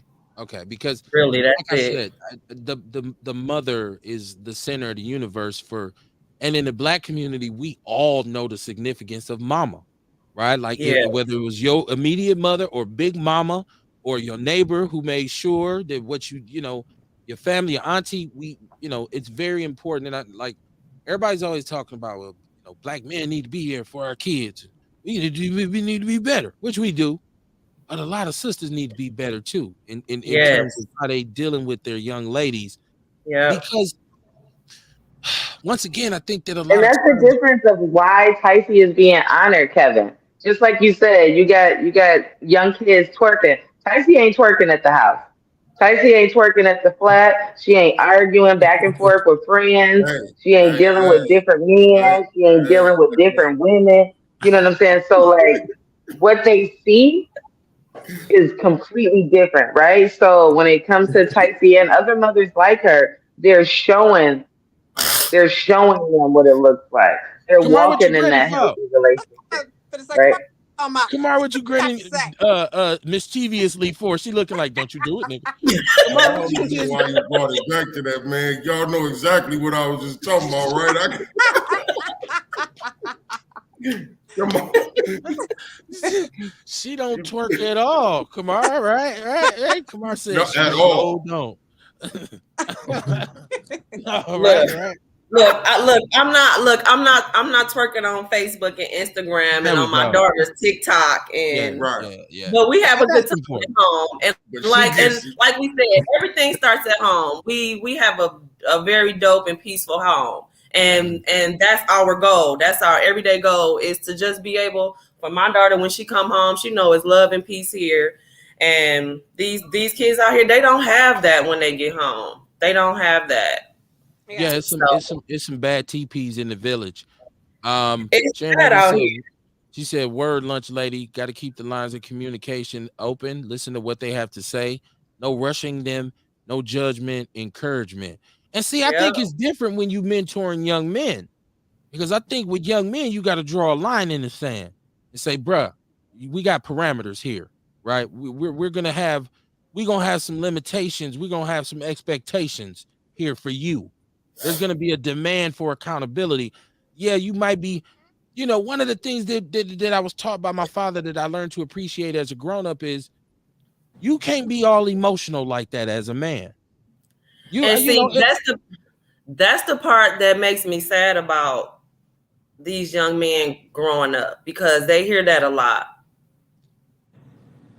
I think there's a lot of truth to it. Like a man shouldn't be And so it's touchy-feely. He shouldn't be so sensitive. Like, oh, he hurt my feelings. Oh, I don't know what to Not do. like Kev, god damn it. That's why you have friends, you have you have therapists where you can go release those emotions. You don't want to go somewhere trying to release your emotions and the motherfucker like, well, look, first off, before you say anything, let's set some boundaries. Don't be fool with. Then you like, man, fuck this shit. I ain't gonna say nothing in it. We gotta have boundaries, and I can't And you know, say it's also about how you look at it too. You know how you look at at mentoring it. young men. I don't do that with my friends. Basically, I can't dig this. Basically, it's setting boundaries, right? Because if somebody doing something to you that's bothering you, that upsets you, that's irritating you got to tell them, like, look, man, freeze that shit, dog. You know what I mean? It's pissing me off. And pissing me off is an emotion. So, you know what I mean? You being emotional, you paying attention to your emotions. So you setting your boundary to where this motherfucker what they can do to you. Okay. I mean, Kev, I always say the measure of how much a person loves themselves, two measures. One is how you allow people to treat you, and two, the situations you in. You know what I mean? So the way you set your boundaries is you allow people to know how you feel about certain stuff. And then if they want to continue that relationship, whatever type of relationship it is, we're going to work this out. We're going to figure something out. You know what I mean? That's the only thing it's about. It ain't, I get it. You got some man that might I'm sorry, be. guys. I gotta go. I gotta give my son a bath. okay, guys. Thank you for coming. Thank you. Thank you Peace. so much. Congratulations. I love you guys so much. Congratulations. Keep this conversation going. It's real hot and heated. Thank you so much. Have a wonderful night. Thank you guys. Thanks, Court. Thanks, Tycee. Thank you guys. Thank you guys. Outlaws. Real shit. Okay. Peace. Peace. Okay, so I got a question for you guys. What do you think we need to start doing different to teach our boys that it's okay to speak on trauma? It's okay to love and receive love, but not feel like they being gay. I guess if that's what it is now. How do we stop that? Because our boys need love. They need to be able to open up and communicate and say what's going on with them. But if every time they turn around, somebody calling them soft or gay or making them feel like they should not say something because it's not manly to speak how you feel, then what are we going to do with these boys? Because they already don't give a F about nothing. So it's like, when it comes to somebody like me, I'm a mama bear. I hug on these boys. So when I see these boys in the schools, they be wanting hugs. They be wanting somebody to say, What's going on, young man? How you doing today? You know, stuff like that, so they can say, Miss Godsey, I'm hungry, or Miss Godsey, I'm pissed. My mama made me catch the bus and she could have dropped me off. You know what I'm saying? Or they can keep that in all day, be angry all day in school, and now they pissed in class and now they ain't learning. I'm gonna let somebody else go first. Because Kev needs hugs too, so that's why Kev. You need a hug, Kev. Come on, go give Kev a hug. I'm cool. I'm cool. Go give Kev a hug. That's why he like. Don't hug me. Do not touch me. Right? Like now you talking about don't touch it. My son is just like Kev, low key. It's like I be trying to give him a hug. He's like, "Don't touch me." Then I gotta force him to bear hug him. 20 seconds. I just hold him. He's like, "Don't touch me. Let me go. Don't touch." I'm like, "No, man." That's how we missing the point of what I'm saying, and I'm gonna explain. Let me get the chat room because they are chiming in. Vince Tony said your guests are nailing it. How do we overcome 4 decades of teen pregnancy, kids raising kids? The behaviors that we are witnessing in Milwaukee are a direct result of what's going on in the housing. Mama Jenkins said we did a sexual assault class at a workshop, and 47% of these young girls were not virgins at the age of 12 years old. Someone has touched them and was not held accountable for rape. Okay. Unseen, unreported, undocumented. Vince said, Kev, when I mentor, I don't care if he does have feminine tendencies. His ass is going fishing. He said, coffee makes you black, shaking black men's hands. Okay. Shout out to Crystal Ship. She said, that's my partner, the other half of Control C. Shout out to Crystal Ship. Always, family. What's going on? Y'all share this show. It's poignant conversation. Sharon Evans said, tell the boss lady to come downstairs and give Kev a hug. See, the thing about it is, text her tomorrow. The thing about it is she hard too. She ain't with all that. She'll tell you, get off me, man. Okay, I get it. Like, come on, like great minds think alike. Great minds think alike. Listen, let me add this once again. I don't want. I am not saying you don't teach a young man how to advocate for himself. I'm hungry. I'm being mistreated. I'm being abused. Someone is making me uncomfortable. That is all in the game. But the way you respond to a situation will either be defined as masculine or feminine. Case in point, Vince referenced going fishing, right? I take a young man fishing, right? Get out there. I'm hungry. Stop, get him something to eat. Gotta use the bathroom, get him something to eat. We get out there to fish, bait your hook. I don't want this worm all on my hand. Soft. S-O-F-T, soft. And I would tell him, man, you better man up and put that worm on that hook.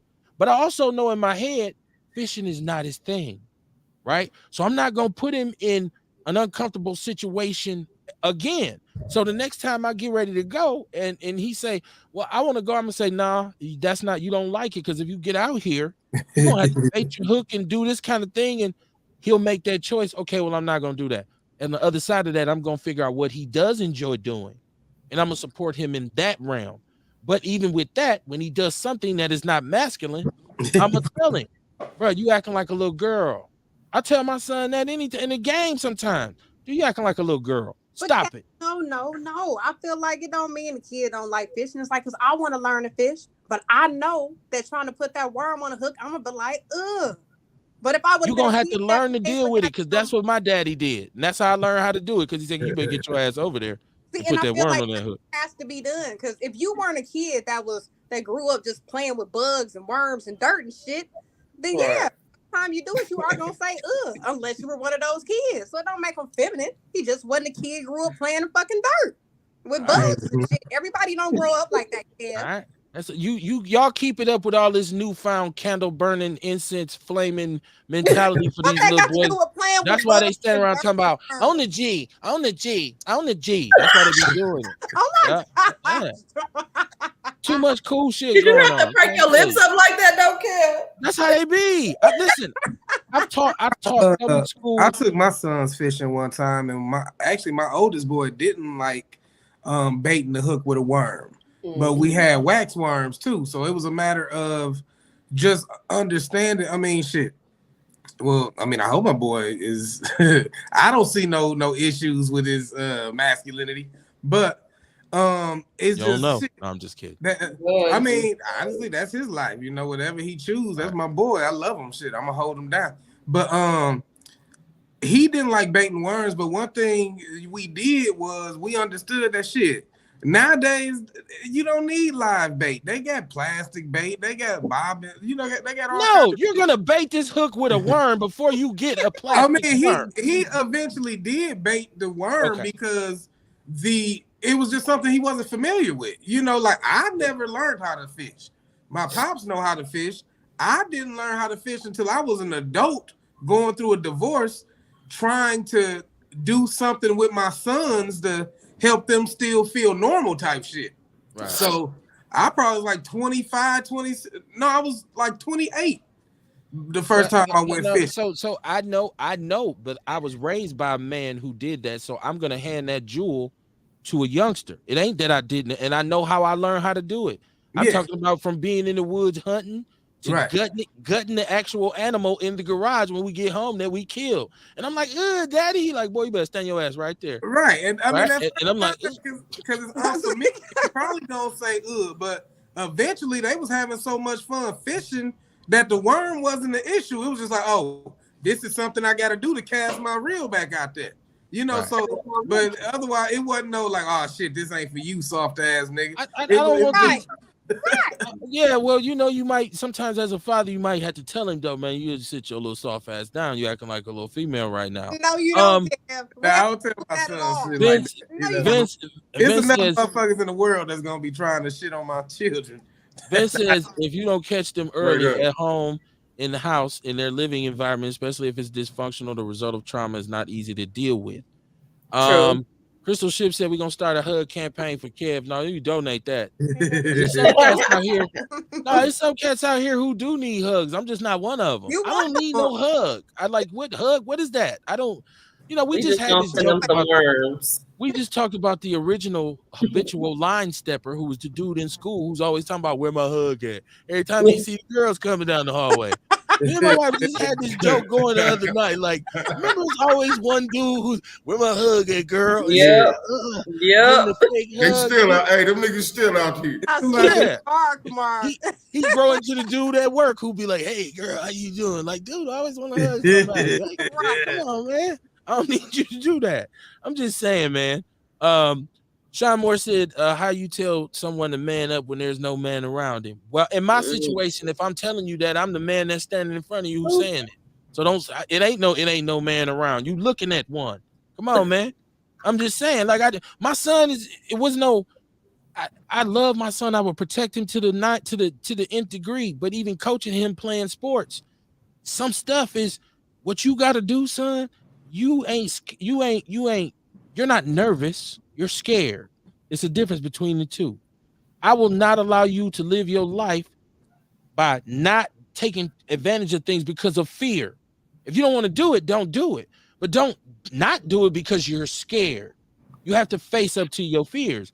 So in that case, I had to tell him, say, man, you gotta have to get on out there and handle your business, man. Ain't no, you acting like a little girl right now. You're gonna have to get on out there. And he learned, he right. And most of the time when he faced his fear, it was rewarding for him and it was essential in his development.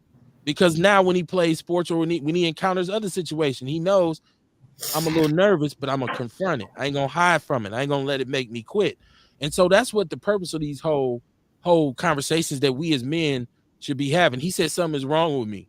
Hey man, I'm the son of sharecroppers. My parents was from Jim Crow, Mississippi. They picked cotton in Mississippi for days on end in the hot sun. So I guess something is wrong with me. Yeah, you was out there a little bit. Like you rough, like you was out there as a little baby for maybe at least 3 years. You act like you was out there for a couple years.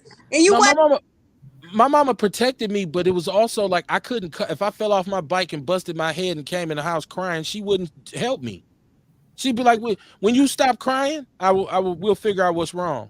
You don't come in here crying. It's like coming home saying, Mama, somebody making fun of me at school. My mother be like, well, did they touch you?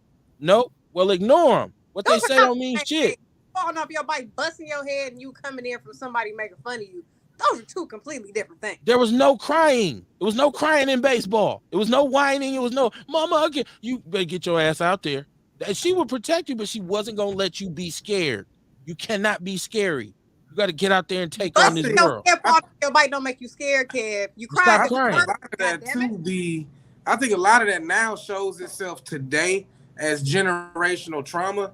The fact that Black people have no problem showing sexuality, they have no problem showing aggression, but any other fucking emotions in between that, now it's a problem because we're not familiar with. Like, you can't tell somebody to not be emotional. Anger is an emotion.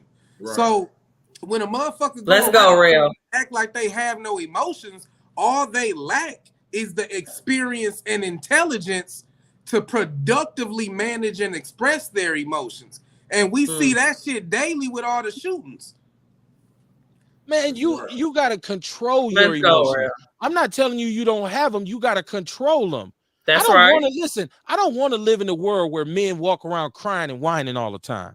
Every man is, oh, Kevin, I'm so cold. But we gotta stop we calling them motherfuckers soft for trying to find a way to I was deal just with gonna say, are we just being just harsh and rude to each other, or what? Because a brother might just be learning how to figure something out. So, like, I got to talk about this shit, so maybe somebody could tell me something. That's instead of like, dog, just man up. Like, nigga, how do I man up?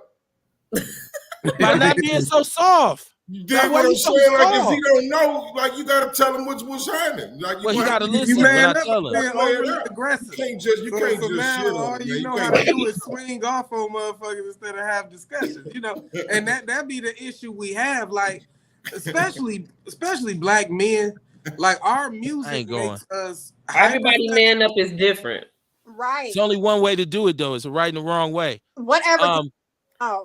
Crystal, it's not your way, Kev. Right. She said it's dope to see 5 different brands represented on the show. It absolutely is. It's a beautiful thing. It's what we do.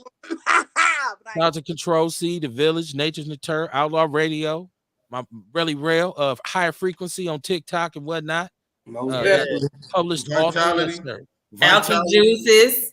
Alky's Juices. Vitality, Nature's Nature. Man, come on now. This doctor is a brand in itself. You know what I'm saying? Man, come on, man. Talk about it.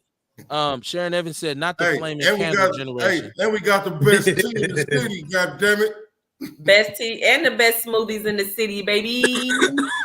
Man, listen, ain't nobody gonna argue with you about that. But don't be walking around with no pink tea. Never mind. I was gonna go I got some pink smoothies that's gonna blow your mind, though. Right. Kev don't want it because it's pink. That shit too soft for him. I don't want none of the homies calling me talking about, dog, you know what I want? A pink smoothie. It ain't called no pink smoothie. The hell you call me for? What'd you call me and tell me for? I rock pink. I tell them you better go get a Mountain Dew. Called the pink smoothie. Right. Go get a soda. Right. Go get you a Mountain Dew and be a man, right? A cherry Pepsi or something. Nobody send nobody she said combo.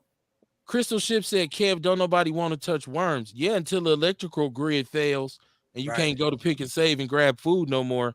And then when the lights is out, you ain't gonna be looking for that sensitive ass dude when it ain't no power. And you go, I don't want to. You be like, baby, we ain't got nothing to eat. I don't want to put my hand on no bugs. You gonna be looking at your man like, soft ass dude, I'm calling Kev. Like, that's what I'm saying. I'm saying. I'm calling Kev. He said, I'm calling Kev. What you say, Kamar? I said we gonna eat plants. Right. Well, y'all straight, but it's gonna be some dudes who ain't gonna want to dig up plants. I don't want to get my hands dirty because it's soft. Right? Soft. This they should have talked about that shit. This basket too heavy. It got too much corn in it. Y'all gonna be hungry as hell. Better get you a real man. Mama Jenkins said, Kev, I just want to tell you before I forget, I want a black hoodie pull over. My husband loves his, so I want one so we can be twins when we hit the road. Mama Jenkins. Yes. And Mama Jenkins, all you gotta do is you know the process. Just inbox me. And we'll get it with the gypsy-ness. I got Sean and Sister Tiarsha's on deck right now. Y'all get with me. Like 3 times. That's your new What shit? You say, Courtney? I said, is that your new word? I heard you say gypsiness like 3 times. That's your new shit? No, we've been saying that since the 90s. We've been saying that since the 90s. That's Bay Area lingo. That's E40 in a major way. Okay. Yeah, that's older than you. That's so you you just bring yeah. it back I in got words circulation. older than you. Okay. Sprinkling it, man. The gypsy list. Okay. Courtney is quick to hit me with the ageism. Like, did you just say jive turkey? What kind of shit was that, kid? What was that shit about? He said Vince said our boys are being feminized, too many female single family homes. Men have to have a presence in the community, but not just any man. You just seen the Not just man any who was man. working for Kids Inc., who was taking on supposedly underserved and traumatized, sexually abused children. Find out he was molesting them Damn for it. years. Just was convicted in Milwaukee, just charged a couple weeks ago. It ain't just about having just you have to be a real man. Yeah, you masculine, but you soft too. You got to have room for real salt of the earth men who know how to put two rocks together and start a fire so we can stay warm at night. You know do what's that, crazy Kev? though? I just Yeah, I can do that. Okay. My father was a I hunter. just was wondering. No, he was a hunter. You learned how to survive with my daddy. You went deep in the woods and hunted raccoons and squirrels and all kinds of shit, and you had to clean them. And we sold the furs for money. I ain't just talking about this shit. I grew up riding horses and fishing and all that shit. Yeah, about I wish JoJo was in the chat room because he'd tell you, because he knew me since I've But been you know about what, 6 Kev? years It's old. like I don't want to say to men as much.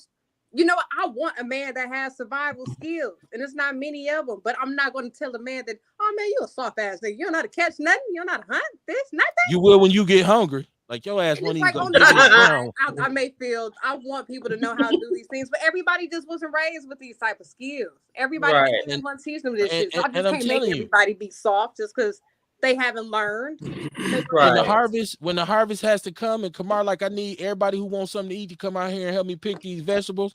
The dude that won't carry no baskets and all that, Kamar gonna be like, you take your soft ass home because you don't want to help you get this harvest out these fields.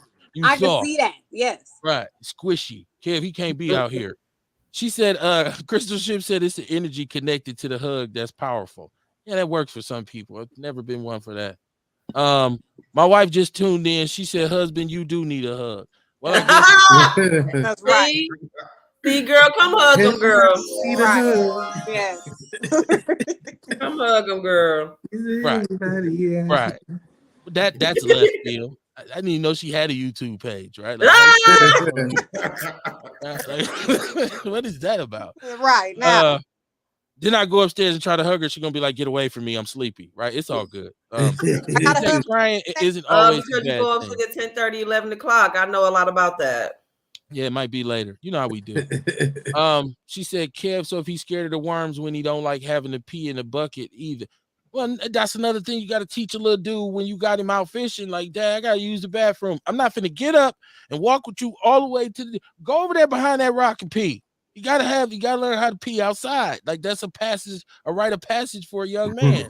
And to do it without somebody catching you or seeing you, like, you got to find a good spot, man, and be aware of the wind and all that. You got to teach him. You got to teach him how to pee, right? So, but that's called when you are a father raising a son. Like, I went through this. I took my son fishing, and daddy, look, man, go get your ass over there and sit down somewhere. I'm fishing. You got to pee. Go over there by that rock. Okay. Don't tell my wife I ever let him do that. But she said that's a word right there. Sean said, I'm looking at you doing mentoring hours. All that shit dissipate once you drop him off. Your examples are based off your experience. Shit don't work like that, boss. It's working for me. It's worked out pretty well. I'm gonna tell you, it's worked out pretty well. My son seems to be very well developed. I don't know what he's gonna do, right? But up to this point, he gets it. We get it. I like how Ticey and Kamar have said within their home, they have a chemistry. They have a way things function. There's a pecking order. The way things operate. That's what you have to have as a man in your house. You got to have kind of like an in-house culture, in-home culture. She said men cry from joy too. I've cried before. I ain't never saying that, but I wasn't with the homies. I ain't squishy like that. Unless I was at a funeral. I cried at one of my homeboys' funeral and we was all there, but I wasn't just came over like, man, she left me, dog. Nah, man, they ran me on package. She said, I've seen real men cry. I'm not saying men don't cry. I'm not saying they don't cry. She said that's like getting your ass whooped and your parents telling you back in the days you get tired of letting someone whoop your ass. Sooner or later, you start kicking asses. Well, you hope at some point you stop being a victim. I don't want you to become a victimizer, but you got to put an end to it. So men only cry at church and funerals. I mean, there's certain places where crying is cool as a man. There's certain places where it ain't. Oh, okay. Yeah, You know it was zones to cry. In certain places. Where can't you cry? Where can't you cry? This would be hilarious. Okay, so you in the okay. You a man, right? Yeah. You in the grocery store and you came in there to get some yogurt and they out of yogurt and you go, oh my God, they don't have any more yogurt. What am I gonna do? And you cry. And of course, that ain't cool for a woman to cry. No, but you expect it from a woman. You say you don't. A woman, I've seen women. I've seen women get. Hold on. I've seen women get flustered over the simplest things, and it's understandable because she's a woman. You say, "Oh my God, oh," and you say, "Hey, it's cool, baby. You ain't gotta cry." It's not cool for a man to do that. Like, "Oh my God, I'm so happy right now, dude." Is you crying? But what if he in the grocery store and he get a phone call to say his mama died? He need to say what and get away. He need to leave immediately. He gotta hold it. He gotta hold it. Yeah. So I get out this grocery store. Yeah. Hold it. Come on, man. Now, if you break down in the grocery store, hold on, Kamar. If you break down in the grocery store and somebody say, "What's wrong?" You say, "I just found out my mama died." I'm not gonna say soft ass nigga. I'm just gonna be like, "Damn, that's messed up." That you couldn't hold it till you got to the car. Well, let's say situations. let's say in situations where a man shouldn't cry. Places too. And no, because like I said, the grocery store, like you know what I mean. That's two situations where you saying that you can and then you can't cry. No, I said you shouldn't cry because we're talking about a situation. It's not a norm. It's not a norm. It shouldn't you be can cry norm. anywhere, but you can't cry. You shouldn't be a man who cry a lot anyway. Let's say you can cry anywhere, but you can't cry over anything. What kind of dude cries a lot? You shouldn't be a man who cries a lot. He cry a lot. That's not. Come on, man. That's not cool. I'm not saying he cry a lot. Who said that? I'm just saying he shouldn't be a crier. Like you soft. He a little crybaby ass nigga. Right, soft. I'm emotional as hell, man. When we go to the grocery store and ain't no just egg, Kamar cry. Oh Lord. Well, it's cool. It's cool. I'm not gonna judge Kamar. I'm not gonna judge. Now, if I'm there, I'm gonna leave. I'll be like, Kamar, I'll holler at you later. I'm just gonna leave. You gonna leave? You be like, damn, I'm gonna leave. Right. I'm gonna leave and let it because I'm gonna say, yeah, man, you all right now? Because I'm gonna call him later. Like, you good? I see your girl held you down, man. You good? I'm not gonna be there with her. Like, oh no, Kamar, you okay? Like they ain't had no more. What you say? Just egg? No. Yeah. Get this man some eggs. He said you can't control an emotion that's attached to trauma, and there's 167 associated disorders, but we only speak of 2 to 3. And then they say not to express that emotion. It's too much, man.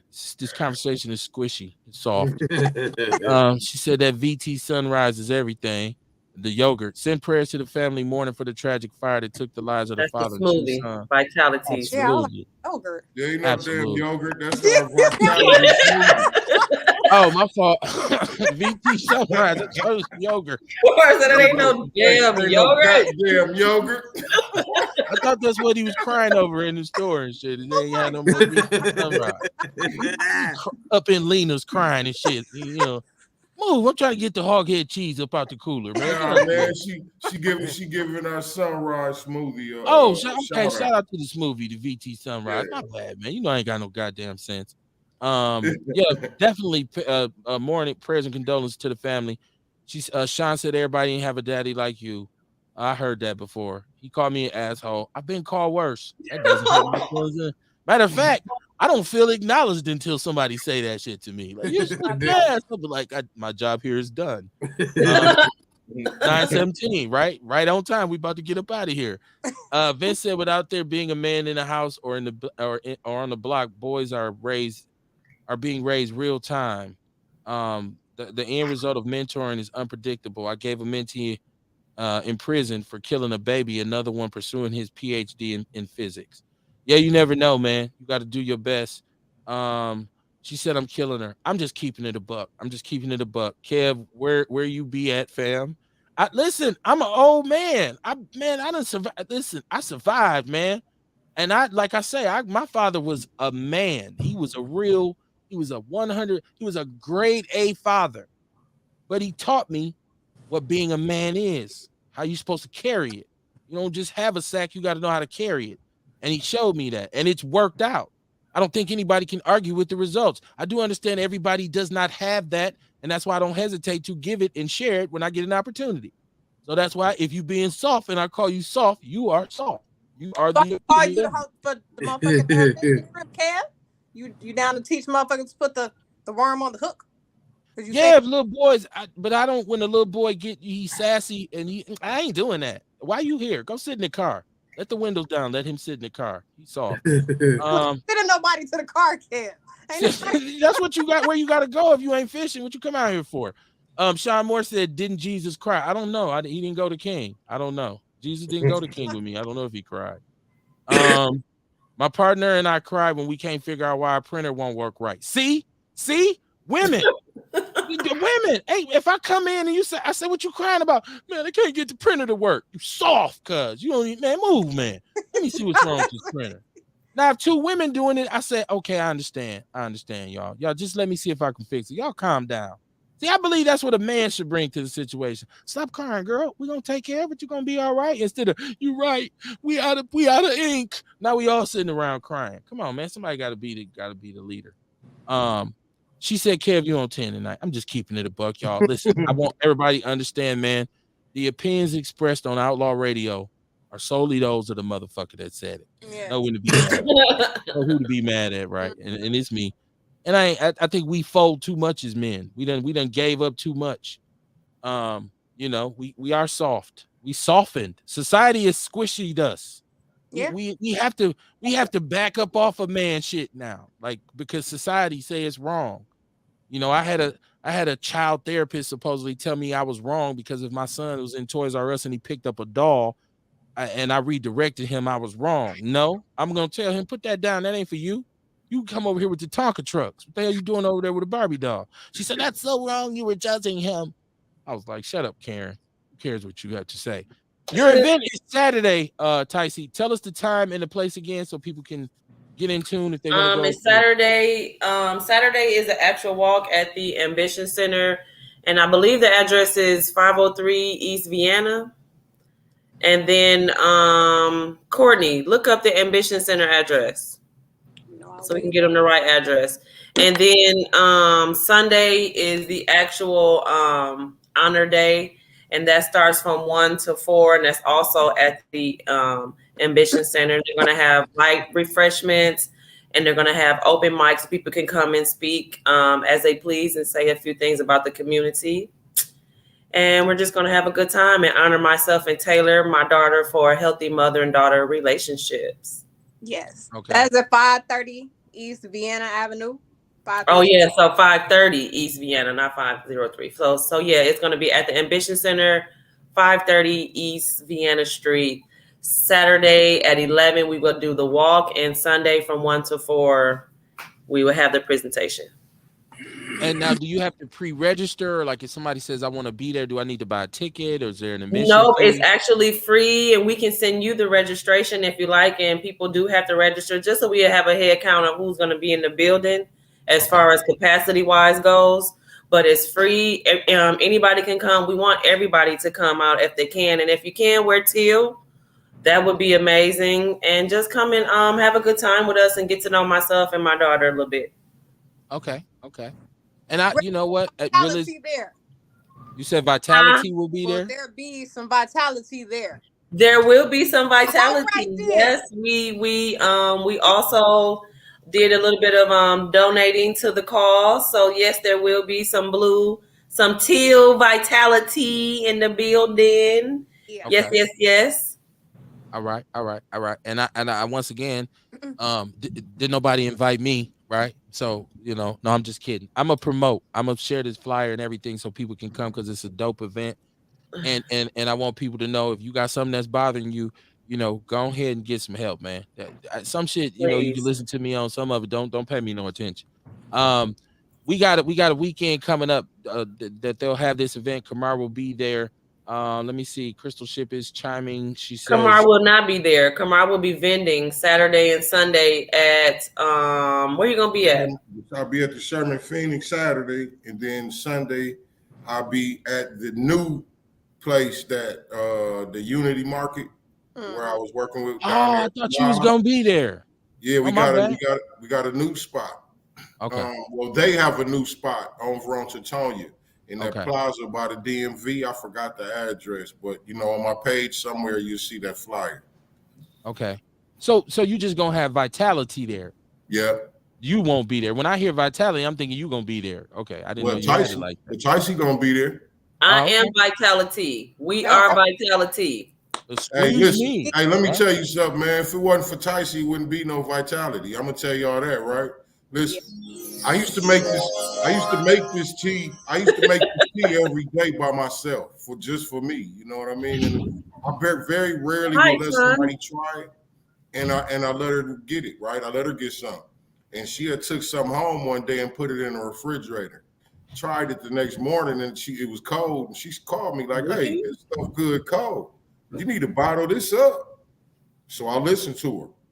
And here we are. What a beautiful love story. Please don't cry, because I'm going to disconnect your mic. Because we know you're going to cry, Kev, when it's over. A little bit. Hey, you all. I just wanted you all to say hey to my son. I also have a son. What up, AZ? What's up, Kumar? What's up, my brother? Power to the people, man. What's up? Hey, man, no matter what they say, man, you got to keep it strong, man. Say it with your chest. Don't let them water you down, man. No, we men around here. We got manly men around here. A long time ago, my son first lesson that I learned that he can imitate me very well when I'm talking to him, I say, "What you supposed to be doing?" He said, "Looking you in your eye." That's right. I say, when I'm talking to you, look me in my eye. Aww. That's what men do, right? Crystal Ship is sharing. There's also a walk. Y'all get with this event. Saturday is the walk. That's the walk Saturday at 11. Okay. And then Sunday is the paint. Sunday is the actual event. So Paint the City Teal Day. Now, where are they walking from? Where's the walk starting at? The walk is actually starting at the Ambition Center, 530 East Vienna, right there at the building. We all gonna meet up there. We're gonna walk. It's right down by the East Capitol Walmart. Okay. So we're gonna do a big walk around that, and then just walk right back to the Ambition Center. We got signs made by teenagers from Dr. Howard Fuller Collegiate Academy, and it's gonna be real dope. Y'all should come out if you can. She said, "Don't do too much with him." You talking about my son? I don't know. It's almost over now. He's 16. He is whatever harm I've done him, it's already imprinted on him. Right? Definitely in all of that. He just dismisses me now. My wife, we go to any game, basketball, football. She like, he ain't listening to you. I'm like, he hear me, right? I'm yelling at him. He do, and he look right at me and be like, I'm not listening to you. So yeah, man, listen, Kamar, you now tell us where you gonna be at again this weekend, because we won't be back until Monday. Now, where exactly will you be at this weekend with your Nature's Return and whatnot? Saturday, I'll be at the Sherman Phoenix. It's people tuning in and tuning out. It's people who don't know. Saturday, I'll be at the Sherman Phoenix. And Sunday, I'll be on Tatonia at the Unity Market. Unity Market 3 is what it's called. Check my page for the flyer. It's on there somewhere. But yeah, come on out there Sunday. It's gonna be live, man. You know what I mean? Like they called it Black Wall Street. It's a demonstration where like what they got going on is a lot of small Black businesses. They're getting the opportunity to generate money over here. You know what I mean? Have a spot where they could bring their business. It's going to be every day. You know what I'm saying? So you'll be able to open up, bring the stuff there and sell your products or sell your services every day. You know what I mean? To generate cash to get your own spot or whatever you're going to do to grow your business. That's dope. If I didn't ask you again, people would never knew that. So why they talking about I ain't paying attention? I know what I'm doing. This is what we do on Mondays and Wednesdays. Real, what you got popping this weekend, man? Real ain't been mean to me not one time tonight. Martin yelled at me and shit, told me shut the fuck up, all kinds of stuff. Go ahead, Real. I've been lately I've been getting a lot of questions and shit on TikTok about the Bible. So I've been finding myself deep diving and studying scripture a little bit more just to provide they answers on TikTok. So the usual, promoting my book, 12 Steps to Becoming Your Own Dope, available on Amazon, and expanding people's consciousness and knowledge on TikTok is higher frequency. That's right. And now, Courtney, you got the Village, you got Alky's Juices. What's this looking like? What you got coming up? I ain't throwing on my fingers no more. They gonna see some old videos. Like, look like she's a gangbanger. I don't know if she should be working with our youth. So like, Are you an outlaw? You can't be here if you're an outlaw. Throwing those fingers up. I don't know. Well, I don't have much going up on. Y'all know I'm trying to get back in school, so I got accepted to Mount Mary today. They said my acceptance was calling about my schedule and shit, so I'm excited about that. They gave me a $12,000 scholarship, but then I looked and saw tuition was $33,000. It was like, ooh, niggas might not make it there, But UW, they got this thing where they talking about first time transfers and this new program. We gonna pay your whole tuition, not qualify. So let's go. We probably gonna be at UW. We just wait for them to head back. It'll be 2 days tomorrow. They should be calling and saying I'm in. So yay. Yes, education is everything. I believe in education. And I'm going to psychology, so I'm gonna go ahead and just give you some free therapy when I graduate. I got you, Kev. You don't need no insurance, no nothing. Y'all want to know? Y'all want to know what's so funny? Y'all. This is hilarious. I'm about to become a certified life coach. So dig that. And I can't wait till I finish my certification so I can show it on the show. So, oh God. So y'all don't even know, man. You gonna life coach animals? That don't mean you're gonna have the right shit to tell them, motherfucker. Right, he gonna be like, well, it sounds like you're being a little too well, it sounds like you need to just go jump out the window. Right. Oh, well, it sounds like you just need to kill yourself. Right. Wow. Okay, well, thanks for the encouragement. You gonna suck. You better not tell nobody shit, right? Thank you. Sorry, people. No, that's dope though. Sean said that's bullshit. Well, it's gonna be some real bullshit because I'm telling you, I can't wait till I finish. I was thinking, like, should I put it on Facebook when I do it so everybody who's known me for a very long time can say, what the hell they give him that for? Right? It's all good. Support everything, man. Support. I'm attempting to finish my PhD, Vince. Don't worry about it. I'm trying to get that dissertation done. Listen, thank y'all for coming, man. I had a good time, man. And I want you to understand that there's a couple things that I want to make sure we are all clear on. First of all, it is wrong for anybody to violate anybody's rights, their personal safety. If you are an individual who does anything to kids, you are the scum of the earth. If you are a grown man who does anything to other grown people, you are the scum of the earth. I know that we as men have a problem sometimes looking at women and judging them by what they wear or how they appear. But the problem is that it's not their fault that we over-sexualize everything as men. So we don't have to. So a lot of times we take it upon ourselves to say she had her titties out instead of just understanding she was just being comfortable, bruh. You are the one who felt some kind of way, and that doesn't give you the right to violate her space or her physical presence. So I want people to understand that, but I will wholeheartedly stand on the fact that masculinity is, in particular in young black males, has to be reinforced and implemented into our young men by all means. And I'm telling you, I mean learning how to do the things that men should do, which is protect and secure. See, if you ain't in control of your faculties, if you don't know how to move and groove and get things done, you can't protect the woman. You can't protect the family. Therefore, you don't deserve one.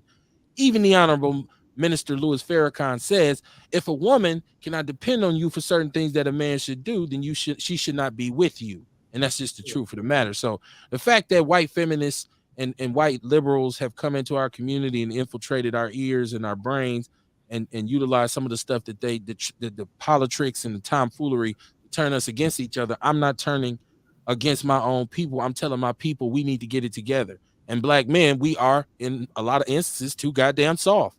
And as a man, you should be able to check yourself when you are being too soft. Because are you taking care of business or are you crying in your own drink? Right? Oh, woe is me. Get over that shit. You got kids that got to eat, player. You being soft, right? Oh my God, this is so hard for me to work this job. Get over that shit. You got responsibilities, man. Take care of your business. Mama Jenkins said, go vote. Absolutely. We believe in that. Go vote. We are going to bug out. We're going to bone off a little early tonight, Mama Jenkins, and let Tyson get some rest. But man, it's much love. I'm thinking about doing something else with a different day of the show, adding to what we do. But I wanted to talk it over with my fellow co-host to see if anybody had any kind of creative ideas. At the end of the day, man, I can't tell you how to grieve, right? I can't tell you how to feel. But if you're talking about love and empathy, I think there's even a way for a man to do that without it being compromised. And a lot of times when I deal with people, I understand it because I understand who I'm dealing with and I know my audience, right? And if you're not that kind of person, then you're right. Everybody ain't the person you want to tell your business because some people gonna say the wrong shit and it'll trigger you. So know who to be mad at, man, and understand you get around all kinds of different peoples, and sometimes you run into people whose criticism of the community outweighs their contribution. And we all know on the show collectively that ultimately makes them coons. I will see y'all Monday, man. Peace and love. Y'all have a good weekend, man. Thank you.